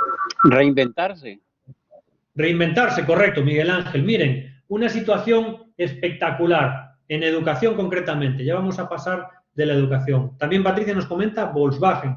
Volkswagen también tuvo una situación de auge brutal y tuvo ahí algún escándalo por emisiones, no sé si lo conocen, y al final decayó muchísimo la empresa y ahora todavía están empezando a recuperarse.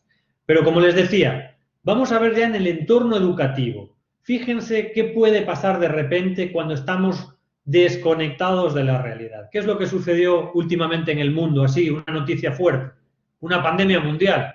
Yo creo que se dieron cuenta de eso, ¿no? Les tocó sufrirlo.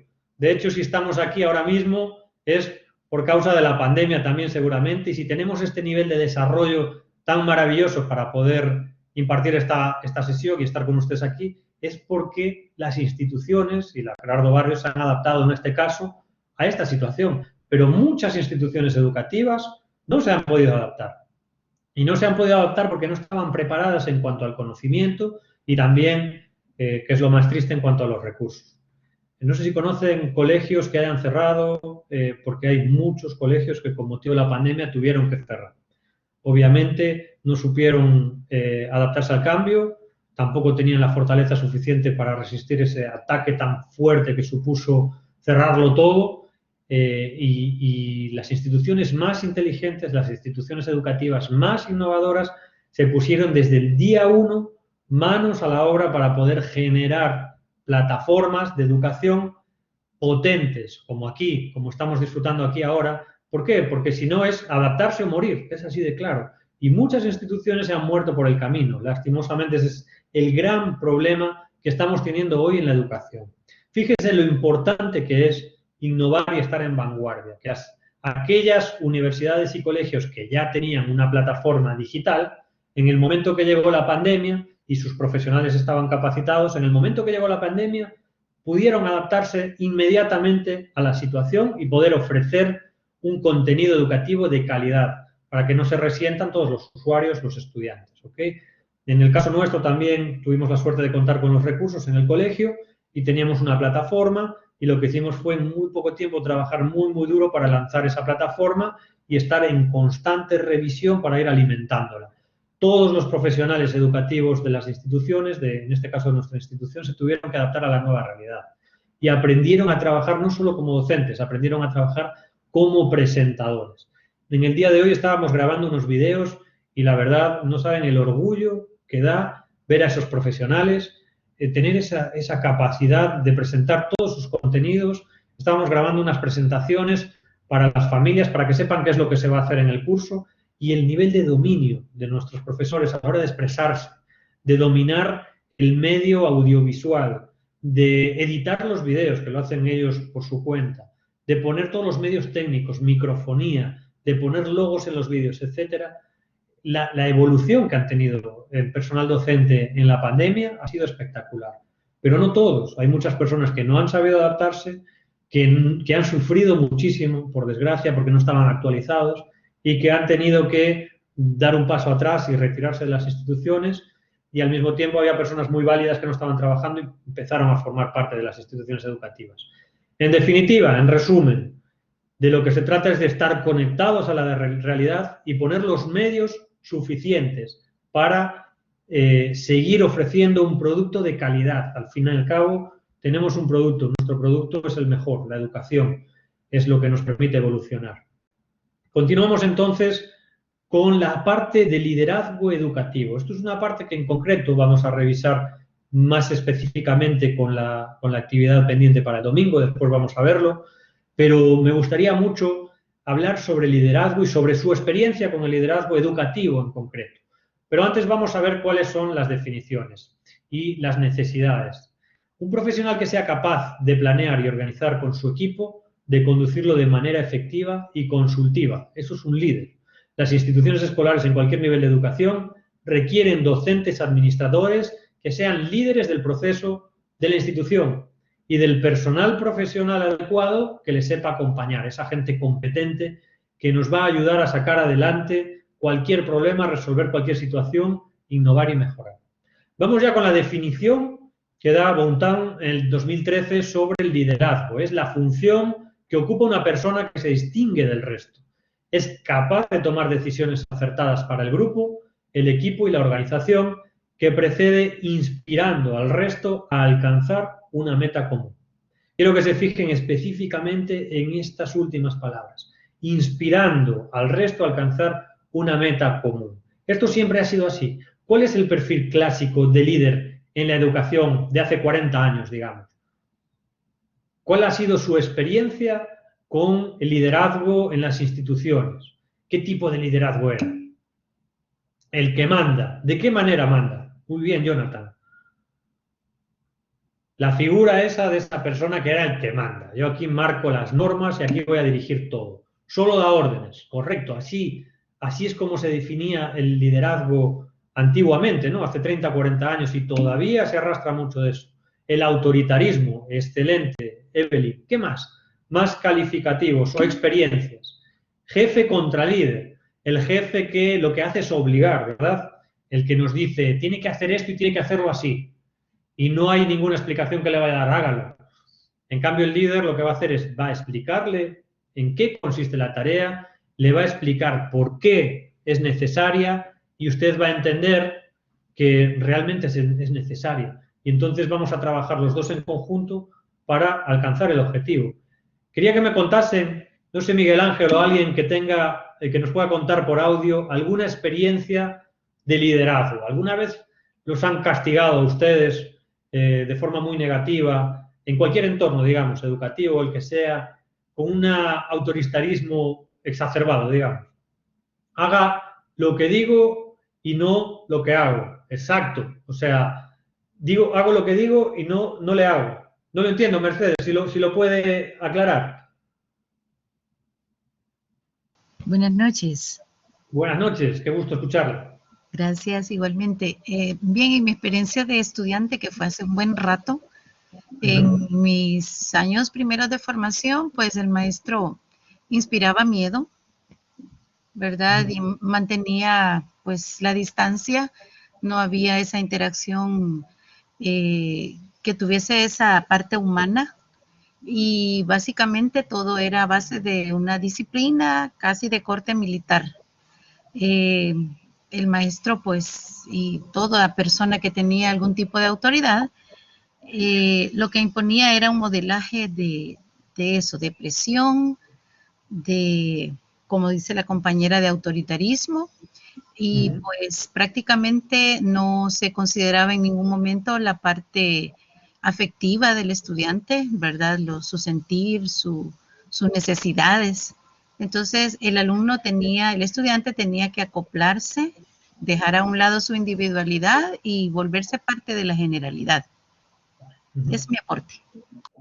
Exacto, así es. Una autoridad absoluta, digamos. Uno tiene que obedecer y punto, y tiene que someterse. ¿De dónde creen que deriva esto? Bueno, también si quieren comentarnos alguna otra experiencia, pero les quería preguntar, ¿de dónde creen que deriva este estilo? Porque es el estilo que no solamente ha estado imperante también en El Salvador, en todas partes ha sido así.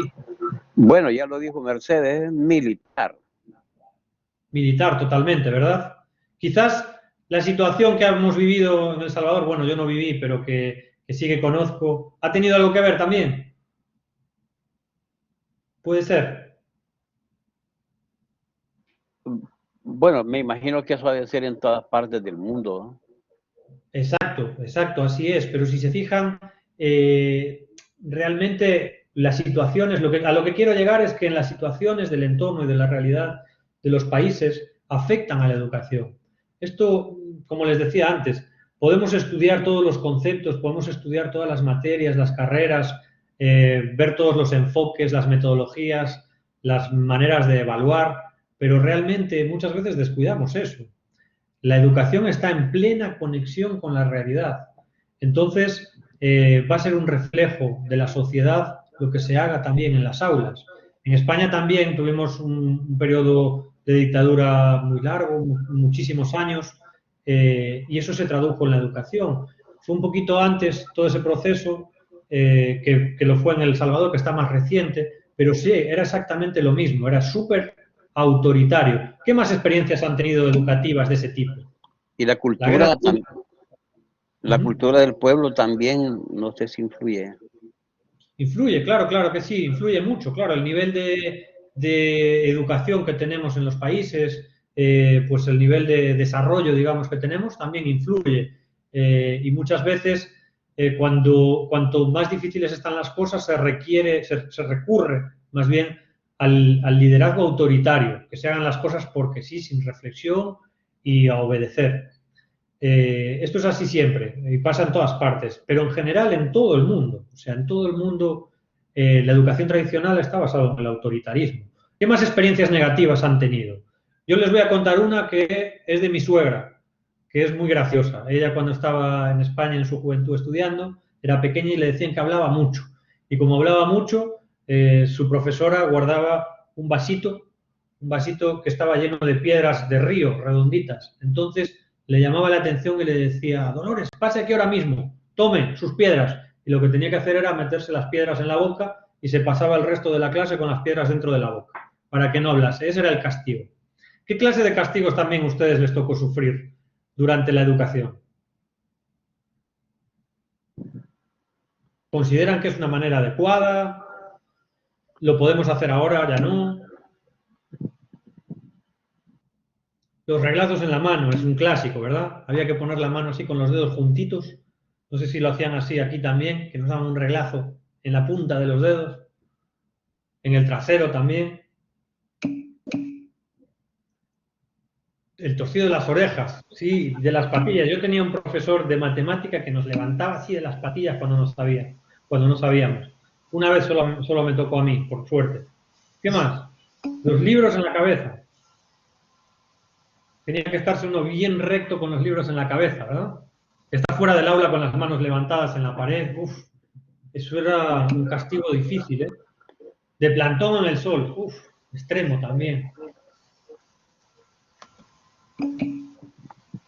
Yo creo que he sido el único que ha visto a estudiantes hincados en maicillo. En maicillos, ¿no? Se extendía en el suelo y se tenían que poner de rodillas, o ¿en qué consistía? El profesor tiraba maicillo en el piso y lo obligaba a hincarse ahí. A hincarse, terrible debía ser eso, para las rótulas. Hacer limpieza en la escuela también, ¿ok? Eso tiene una doble función también, es educativa, pero no creo que lo estuviesen aplicando en ese sentido. Bien, ¿se puede hacer hoy en día? Díganos, ¿qué más? ¿Qué nos iban a comentar? No sé si escuchaba un audio por ahí. Yo creo que hacer el aseo en el salón de clases, en la escuela, es algo bueno, es un buen hábito colectivo que hay que practicar y creo que no hay que combinarlo nunca con castigos. Ajá. ¿Qué más? A nivel legislativo, ¿tenemos alguna dificultad? ¿Saben algo de esa parte? ¿Perdón? A nivel leyes, ¿ya podemos o no podemos? ¿Qué sucede si tomamos esas prácticas? Que todavía se dan alguna vez, ¿eh? Pero ¿qué puede pasar? Bueno, en El Salvador tenemos una ley que le decimos la LEPINA, que es la ley de demanda segura. Es la ley de protección integral del niño y el adolescente. Adolescente, así es. Prohíbe incluso incomodarlo, digamos, moralmente. Claro. Nos pueden demandar y nos puede ir muy mal. Claro, por suerte hemos evolucionado mucho, ¿no? Ya no se permiten ese tipo de castigos. Resumiendo, yo lo que quiero que tengan en cuenta es que realmente se soluciona el problema cuando se aplica ese tipo de castigos. Es un castigo rápido y se soluciona el problema. Pero, ¿qué es lo que dejamos en el estudiante? En el estudiante queda una percepción y una sensación asociada al colegio, al profesional, al conocimiento, a la materia, muy negativa. Les aseguro que ese estudiante, si lo castigan con alguno de estos castigos, no va a tener ganas de trabajar en la materia cuando llegue a casa. Eso se lo garantizo. Son malas experiencias. ¿Por qué es tan importante tener esto presente? Porque es lo que les comentaba antes. Ahora, hoy en día, debemos enfocarnos en la experiencia del estudiante. Tiene que ser una experiencia muy positiva, lo más positiva posible, porque así estamos dejando un mensaje en la mente de los estudiantes, de las familias. Ir al colegio es bueno, ir al colegio es divertido, agradable, crezco, me lo paso bien, aprendo. Así es como evoluciono y soy una mejor persona, cada vez más evolucionada. Nos dice José Miguel que en la infancia recoger basura siempre fue un castigo y que por eso tienen una cultura un poco ambientalista. Así es, poco a poco ya vamos viendo cómo hay muchos cambios a ese respecto. Muy bien. Pues sí, entonces, como les decía, las experiencias son fundamentales, que sean positivas en educación. Yo creo totalmente en eso, en la experiencia educativa. Vamos a continuar avanzando. ¿Qué recomendamos como castigo, Evelyn? Pues mire, ahí es una pregunta que siempre me hacen los papás y en la gente me preguntan lo mismo y me encanta esa parte de responder qué recomendamos como castigo. Mire, para mí lo más efectivo, ya después de mucho leer y mucho estudiar en la parte de la psicología, etcétera, lo mejor es que el estudiante o nuestro hijo, en el caso que sea, sepa que goza de una serie de privilegios. El estudiante tiene unas obligaciones que cumplir, que es pues, cumplir en la casa, cumplir con las normas de respeto, cumplir con las tareas que se le asignen, cumplir con las tareas en el colegio, tener buenas notas. Entonces yo considero que quitarle los privilegios, como dice Jonathan, es lo mejor que podemos hacer. Él tiene que entender que tiene una serie, esto es como en la vida, fíjense, nosotros tenemos una serie de responsabilidades en la vida, tenemos que ir a trabajar, tenemos que llegar temprano, etcétera, etcétera, y cuando fallamos en esas responsabilidades, en la vida, ¿qué sucede? Perdemos privilegios. Si no cumplimos en el trabajo, nos despiden y no tenemos el privilegio de tener un salario y poder sobrevivir y poder estar cómodos. Pues esto es lo mismo en los estudiantes. ¿Qué es lo que yo recomiendo que hagamos? Que él entienda desde un principio que tiene muchos privilegios. Tiene pues una tablet, tiene tiempo para ir a jugar con los amigos, para practicar deporte, tiene tiempo para disfrutar lo que sea que le guste. Eso él tiene que entender que es un privilegio y que está derivado de cumplir con lo que tiene que cumplir. En cuanto él no cumple, lo mejor es retirarle ese privilegio. ¿Cuál es la solución el mensaje que él va a entender? Si vuelvo a aplicarme en mis tareas, voy a recuperar el privilegio. Es el mejor favor que podemos hacerle a un estudiante. ¿Por qué? Porque así es exactamente la vida. Ya no se debe utilizar la palabra castigo. Muy bien, Mercedes, es una buena consideración. Una sanción también puede ser, pero llamen como le llamen, lo que tiene que entender al final el estudiante o nuestro hijo o el familiar joven que tengamos es que está perdiendo un privilegio y que los privilegios hay que ganárselos. ¿Por qué? Porque después va a entender que a base de esfuerzo, a base de estudio, a base de responsabilidad, cada vez va a gozar de más privilegio. Y lo que estamos fomentando es que se enfoque en crecer, en continuar formándose, etcétera, para adquirir mejores privilegios en la vida. Al final es así. Nos comenta Patricia Noemí que una amiga llegó como administradora en un colegio privado, pero había 2 hombres en la dirección de quien venían las órdenes. Uno decía una cosa y el otro otra cosa, estando en la dirección y viendo eso como un problema grave para la institución. ¿Cómo debería resolver ella como líder? Depende ahí, Patricia, del nivel de responsabilidad y de acción que tenga. ¿Por qué? Lo que comenta de su amiga. Por eso les decía antes, cuando vimos el perfil de la muchacha que aspiraba a ser administradora de una institución, hay que ver qué es lo que nos dejan hacer y lo que no nos dejan hacer. Hay que ver dónde está el límite que nos ponen como administradores. Podemos tomar decisiones de qué tipo. ¿Qué podemos hacer? Eso es bien importante. Entonces, deberíamos saber realmente hasta dónde llegan nuestras atribuciones y luego saber cuáles son las normas del juego y decidir. Y cuando no sabemos, preguntar, no pasa nada, se le pregunta a uno al otro, pero es bien difícil esa situación, ¿eh? Cuando hay dos jefes que se contradicen, además, es un caos. Aquí entramos en un problema básico y es que no está bien definida la ruta, la trayectoria. Entonces ahí lo mejor para mí a la hora de tomar una decisión, si uno tiene la posibilidad, es juntarse, reunirse. Miren, nosotros cuando tomamos decisiones en nuestra institución vamos a reunirnos y nos juntamos con las personas que consideramos que son las mejores para tomar esa decisión. Y nos reunimos el equipo directivo, el equipo académico, supervisor, la parte administrativa cuando hace falta, ya sea para contratar a un nuevo perfil docente o un nuevo perfil en el área de mantenimiento, no importa. Las decisiones tomadas en conjunto nos permiten observar la realidad de una forma enriquecida y tenemos al final una solución mucho más positiva. Eso para mí sería el ideal, pero no siempre se da, obviamente. Ahí tendría que hacer lo que uno pueda, pero tratando eso de... Al final se trata de trabajar con gente, con personas, y lo que tendríamos que tratar es de conciliar y generar diálogo. Mire, ¿y usted qué opina? ¿Qué deberíamos hacer? Y ponernos varias personas a debatir. Miguel Ángel levantaba la mano. Díganos, Miguel Ángel. Uno de los problemas de la administración es cuando a una persona se le da responsabilidades, pero no se le da autoridad. Exacto, exacto. Pero aquí hay una parte bien delicada, porque de entrada, cuando uno llega a una administración es lo habitual. Cuando uno lo nombran directivo, por ejemplo, todavía no, a lo mejor imagínense, si llega como directivo nuevo, no digamos, o directivo activo, pero si llega como un directivo desconocido, una persona desconocida que viene a dirigir una institución, se complica mucho. ¿Por qué? Porque uno se tiene que ganar la confianza. ¿Cómo se gana la confianza? Y aquí va una de las partes más importantes de la labor de los directivos, de las personas que tienen que tomar decisiones.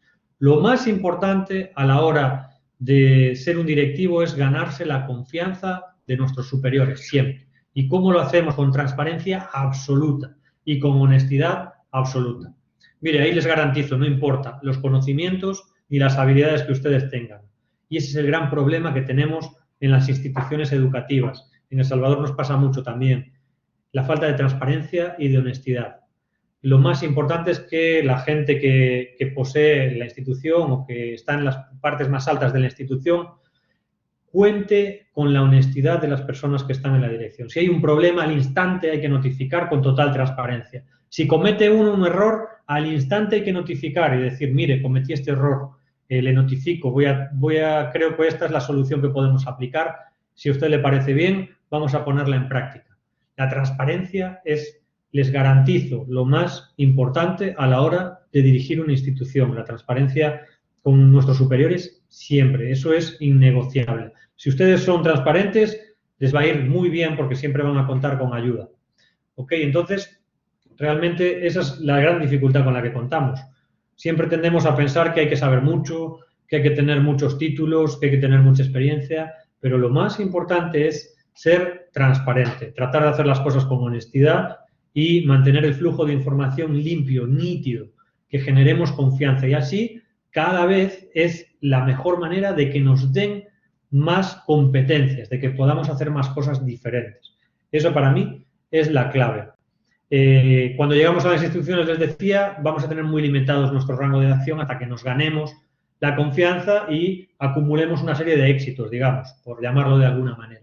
Y a medida que vamos teniendo éxito, nos van dando más atribuciones, vamos yendo más lejos, vamos teniendo más autonomía y cada vez vamos estando más al frente, digamos, de la institución. Y normalmente es así. Bueno, continuamos entonces, se nos va acabando el tiempo, vamos a ir avanzando. Los tipos de liderazgo. Esto no me gustaría detenerme mucho, porque hay muchos tipos de liderazgo y lo van a tener que también ver en las actividades. Pero bueno, definiendo el tipo de liderazgo, el líder es una persona que independientemente de su posición de director, maestro, entre otros, es capaz de generar y de construir los equipos de trabajo cohesionados y listos para seguirle en todo momento. Pero no solo para seguirle como un líder clásico, no, sino para seguirle en la visión y ayudarle a construirla. Aquí hay una parte importante que quiero que consideren y es el concepto de liderazgo distribuido. El líder no puede ser líder todo el tiempo. Uno no puede estar al frente y al pie del cañón todos los días con el máximo nivel de rendimiento. El líder es un verdadero líder efectivo cuando empieza a generar líderes, a su vez, dentro de la institución.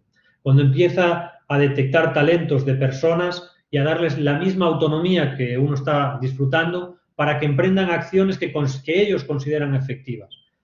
Hay que darle a nuestras personas de nuestro equipo de confianza, hay que darle mucho espacio, mucha cancha libre para que puedan ejecutar y que puedan llevar a cabo todo aquello que consideran correcto. ¿Por qué? Pues porque las instituciones no pueden depender de una, de dos ni de tres personas. Imagínense que toda la efectividad de una institución está a cargo de una sola persona. Esa persona tiene cualquier problema, abandona el puesto, tiene un problema de salud o lo que sea, la institución se cae. Y eso no lo podemos permitir. Parece que juega en contra de nosotros como profesionales y que sería como desproteger nuestra posición y que en cualquier momento nos pueden echar porque hay otras personas o nos pueden despedir porque hay otras personas que pueden llevar a cabo las tareas de la institución, pero no es así. Les garantizo que lo mejor que pueden hacer por ustedes mismos es empoderar a otras personas dentro de la propia institución, porque el éxito se va a multiplicar. De ahí van a empezar a salir cuestiones del aula asombrosas, van a haber nuevas soluciones, va a haber nuevos recursos, va a haber ideas triunfadoras que a usted no se le pueden ocurrir porque usted no puede estar en todo. Entonces necesita personas muy capaces y muy potentes a la hora de crear soluciones. Entonces, delegar, como dice Miguel Ángel, así tal cual, delegar y darle el poder a las personas, la confianza para que puedan emprender todo aquello que les apasiona también.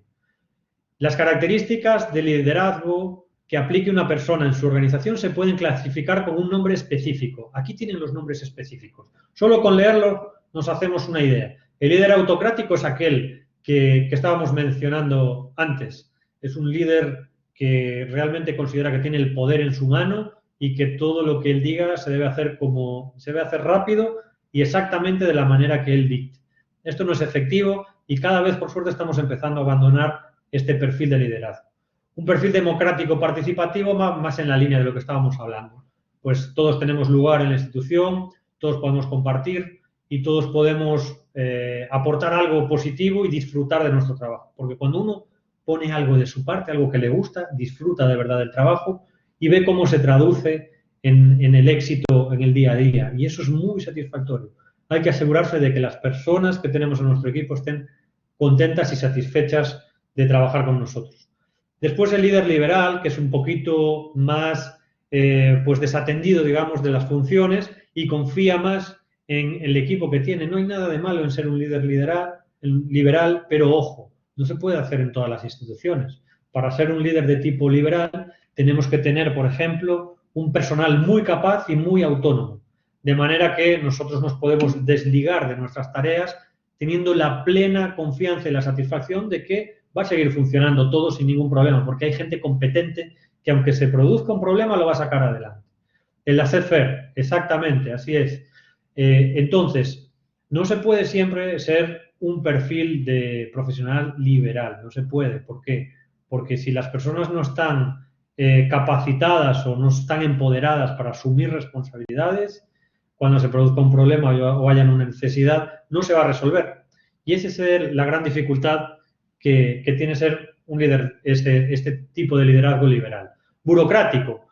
Este tipo de liderazgo todo lo fundamenta en procedimientos burocráticos, en papeles, en hágame un informe, en prepare esta planificación, en me entregó la circular número 17. Así es como funciona y es muy efectivo. ¿Por qué? Porque nos permite ordenarnos. Entonces también el perfil de liderazgo burocrático también tiene su cabida en aquellas instituciones, por ejemplo, que necesitan, que no tienen un cuerpo legislativo propio, digamos, y que necesitan ordenarse y generar una serie de documentos para guiarse realmente y que esté ahí escrito en el documento cómo se deben hacer las cosas. El líder carismático es el que habitualmente se nos presenta en el cine, en las películas, un líder que solo con entrar por su presencia llena la sala, se hace con la simpatía de la gente, todo el mundo le sigue y hace lo que él quiere que se haga de una forma casi sin esfuerzo, parece. Ese es el perfil que debemos, creo, trabajar mucho. ¿Por qué? Porque cuando estudiamos cuáles son, y esto lo hago yo mucho, estudiamos cuáles son los fundamentos del carisma, nos damos cuenta de que, aunque seamos una persona muy tímida y muy retraída, y hablemos en un tono de voz constante y seamos aburridos, a la hora de trabajar los fundamentos del carisma, nos empezamos a dar cuenta de que hay estrategias importantes, como por ejemplo, modular la voz para llamar la atención de las personas. En la maestría esta que les comentábamos antes de dificultades de aprendizaje y procesos cognitivos, teníamos un profesor que nos decía, ustedes tienen que gritar mucho para despertar al estudiante. Entonces, de repente, deben tener un ritmo alto de voz, hablar muy fuerte y también hacer contrastes, porque de nada sirve estar gritando toda la clase. Entonces, de repente, cuando queremos establecer la atención en un punto concreto, bajamos la voz, bajamos la intensidad de la voz y hablamos exactamente del líder carismático. El líder carismático hace esto, sabe modular la voz, sabe presentarse en los salones, entra con una sonrisa, y todo esto no crean que es algo innato, es algo que se trabaja. Yo he visto evolucionar a personas que eran muy, muy tímidas, que no hacían nada, que estaban apartadas en una esquina, que no querían que nadie las viese, y los he visto, y es algo que se ve muy a menudo también en los estudiantes, y los he visto brillar después con luz propia, llegar a los lugares, comerse el mundo. De eso se trata también.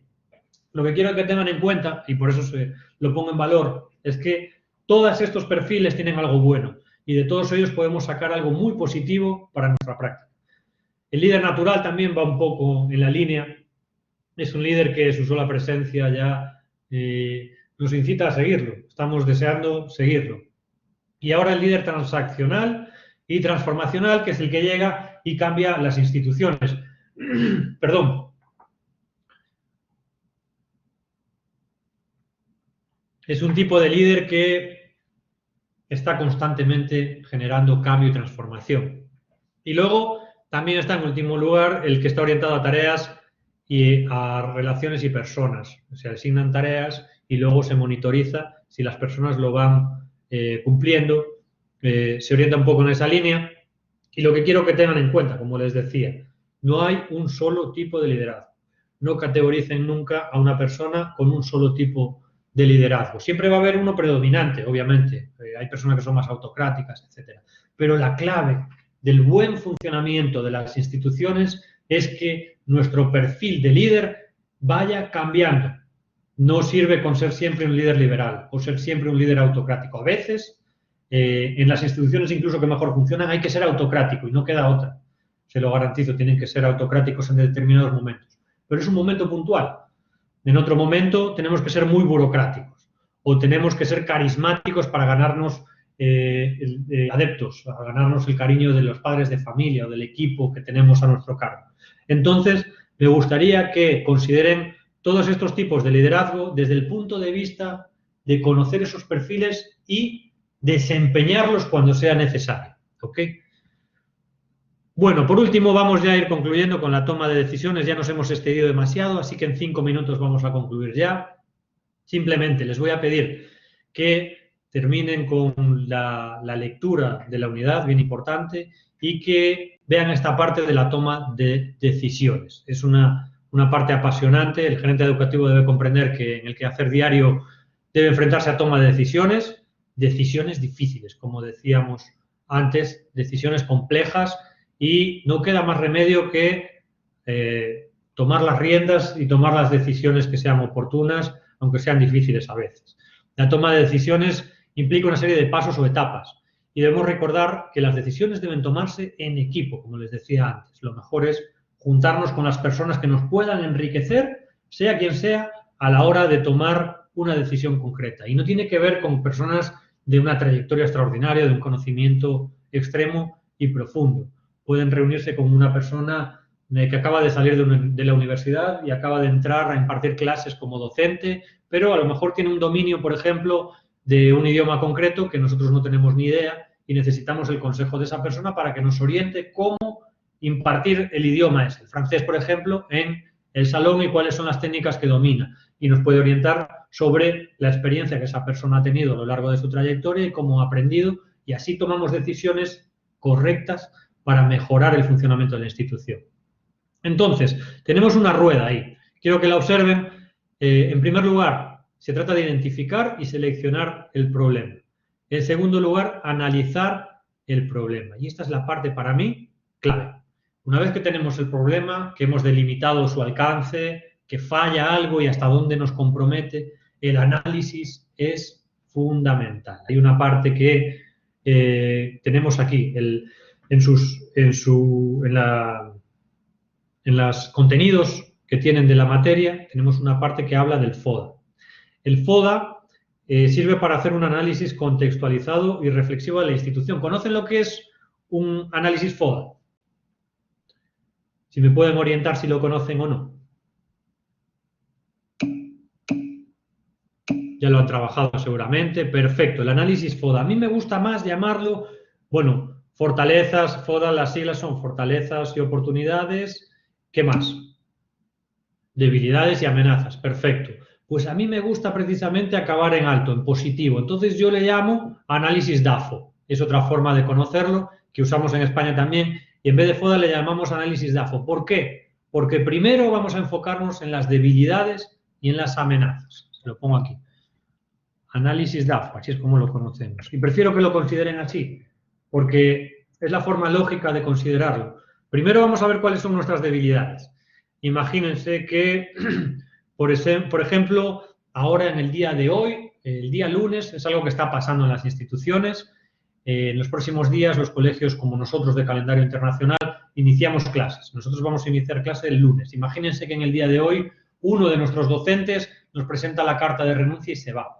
Y como lleva poco tiempo en la empresa, dice, me voy mañana, ya no continúo más. Y el día lunes ustedes tienen clase y tienen que defender esa materia de la manera que sea. Entonces, ¿cuál es la manera correcta de actuar según un análisis DAFO en este caso? En primer lugar, debilidades. Vamos a analizarlo rápidamente.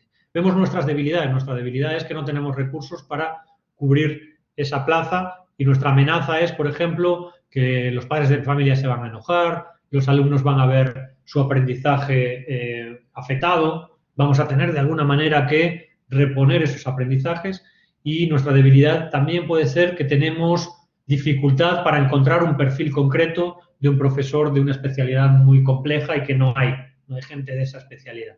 Eso sería un ejemplo de debilidades y de amenazas. Nuestra situación es que somos débiles y que hay una amenaza latente. Pero ahora vamos a acabar en alto y vamos a ver cuáles son nuestras fortalezas. Nuestras fortalezas es que dentro de nuestro equipo directivo o equipo docente tenemos personas que están muy bien relacionadas y que vienen, por ejemplo, de una universidad de prestigio como la Universidad Gerardo Barrios y que conocen a muchas personas que se han desempeñado en esa área concreta. Entonces, una de nuestras fortalezas es que tenemos a esa persona. Y la oportunidad es que surge una oportunidad, ¿cuál? Pues la oportunidad de mejorar, de poder incorporar a nuestro equipo docente una persona mucho más capaz, que pueda ser mucho más dinámica y que pueda mejorar en aquellos aspectos que podían ser optimizados en el pasado con el perfil anterior. Entonces, este sería un análisis DAFO, ¿ok? Para mí esta es la clave. Cuando hacemos un análisis DAFO y terminamos arriba y terminamos pensando en positivo, el siguiente paso es vamos a actuar. Entonces, generamos soluciones potenciales. Tenemos esa oportunidad, contactamos como solución potencial a esa persona y decimos, mire, ¿conoce usted a alguien que nos pueda proporcionar a este especialista? Sí. Pues venga, vamos a contactarlo y envíenmelos directamente a entrevista y vamos a ver qué tal se desempeñan y vemos cómo cubrir la plaza. Entonces, así nos ponemos en marcha. Esta sería la planificación y la búsqueda de la solución.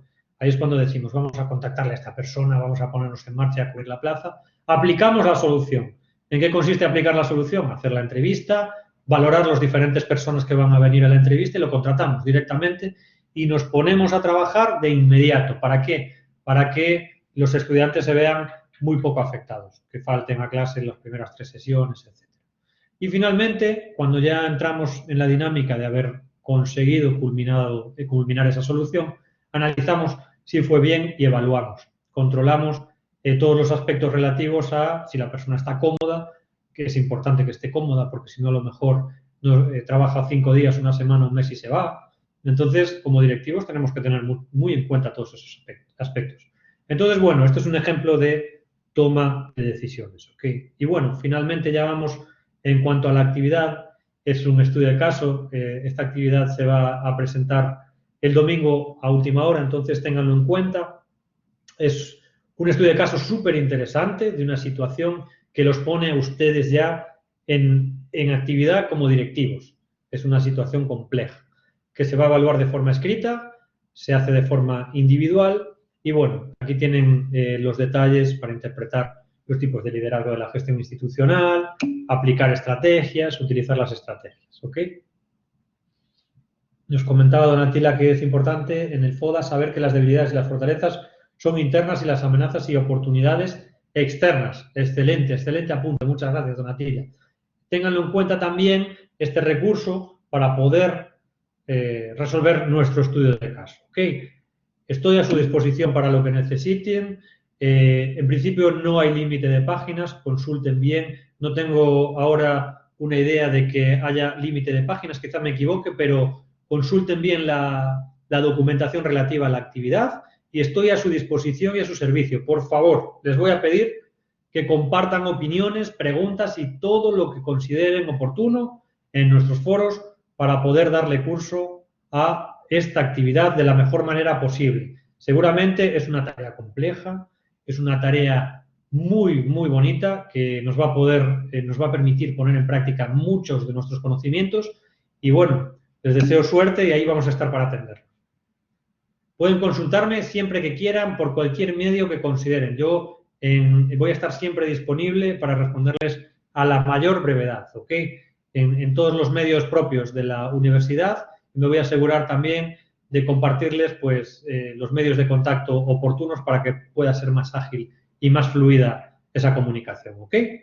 Así que bueno, ha sido para mí un gran placer establecer esta primera sesión con ustedes. Espero que hayan disfrutado mucho. Yo me lo he pasado en grande y feliz noche a todos. Continuamos la próxima semana y estamos en contacto. Un saludo, gracias.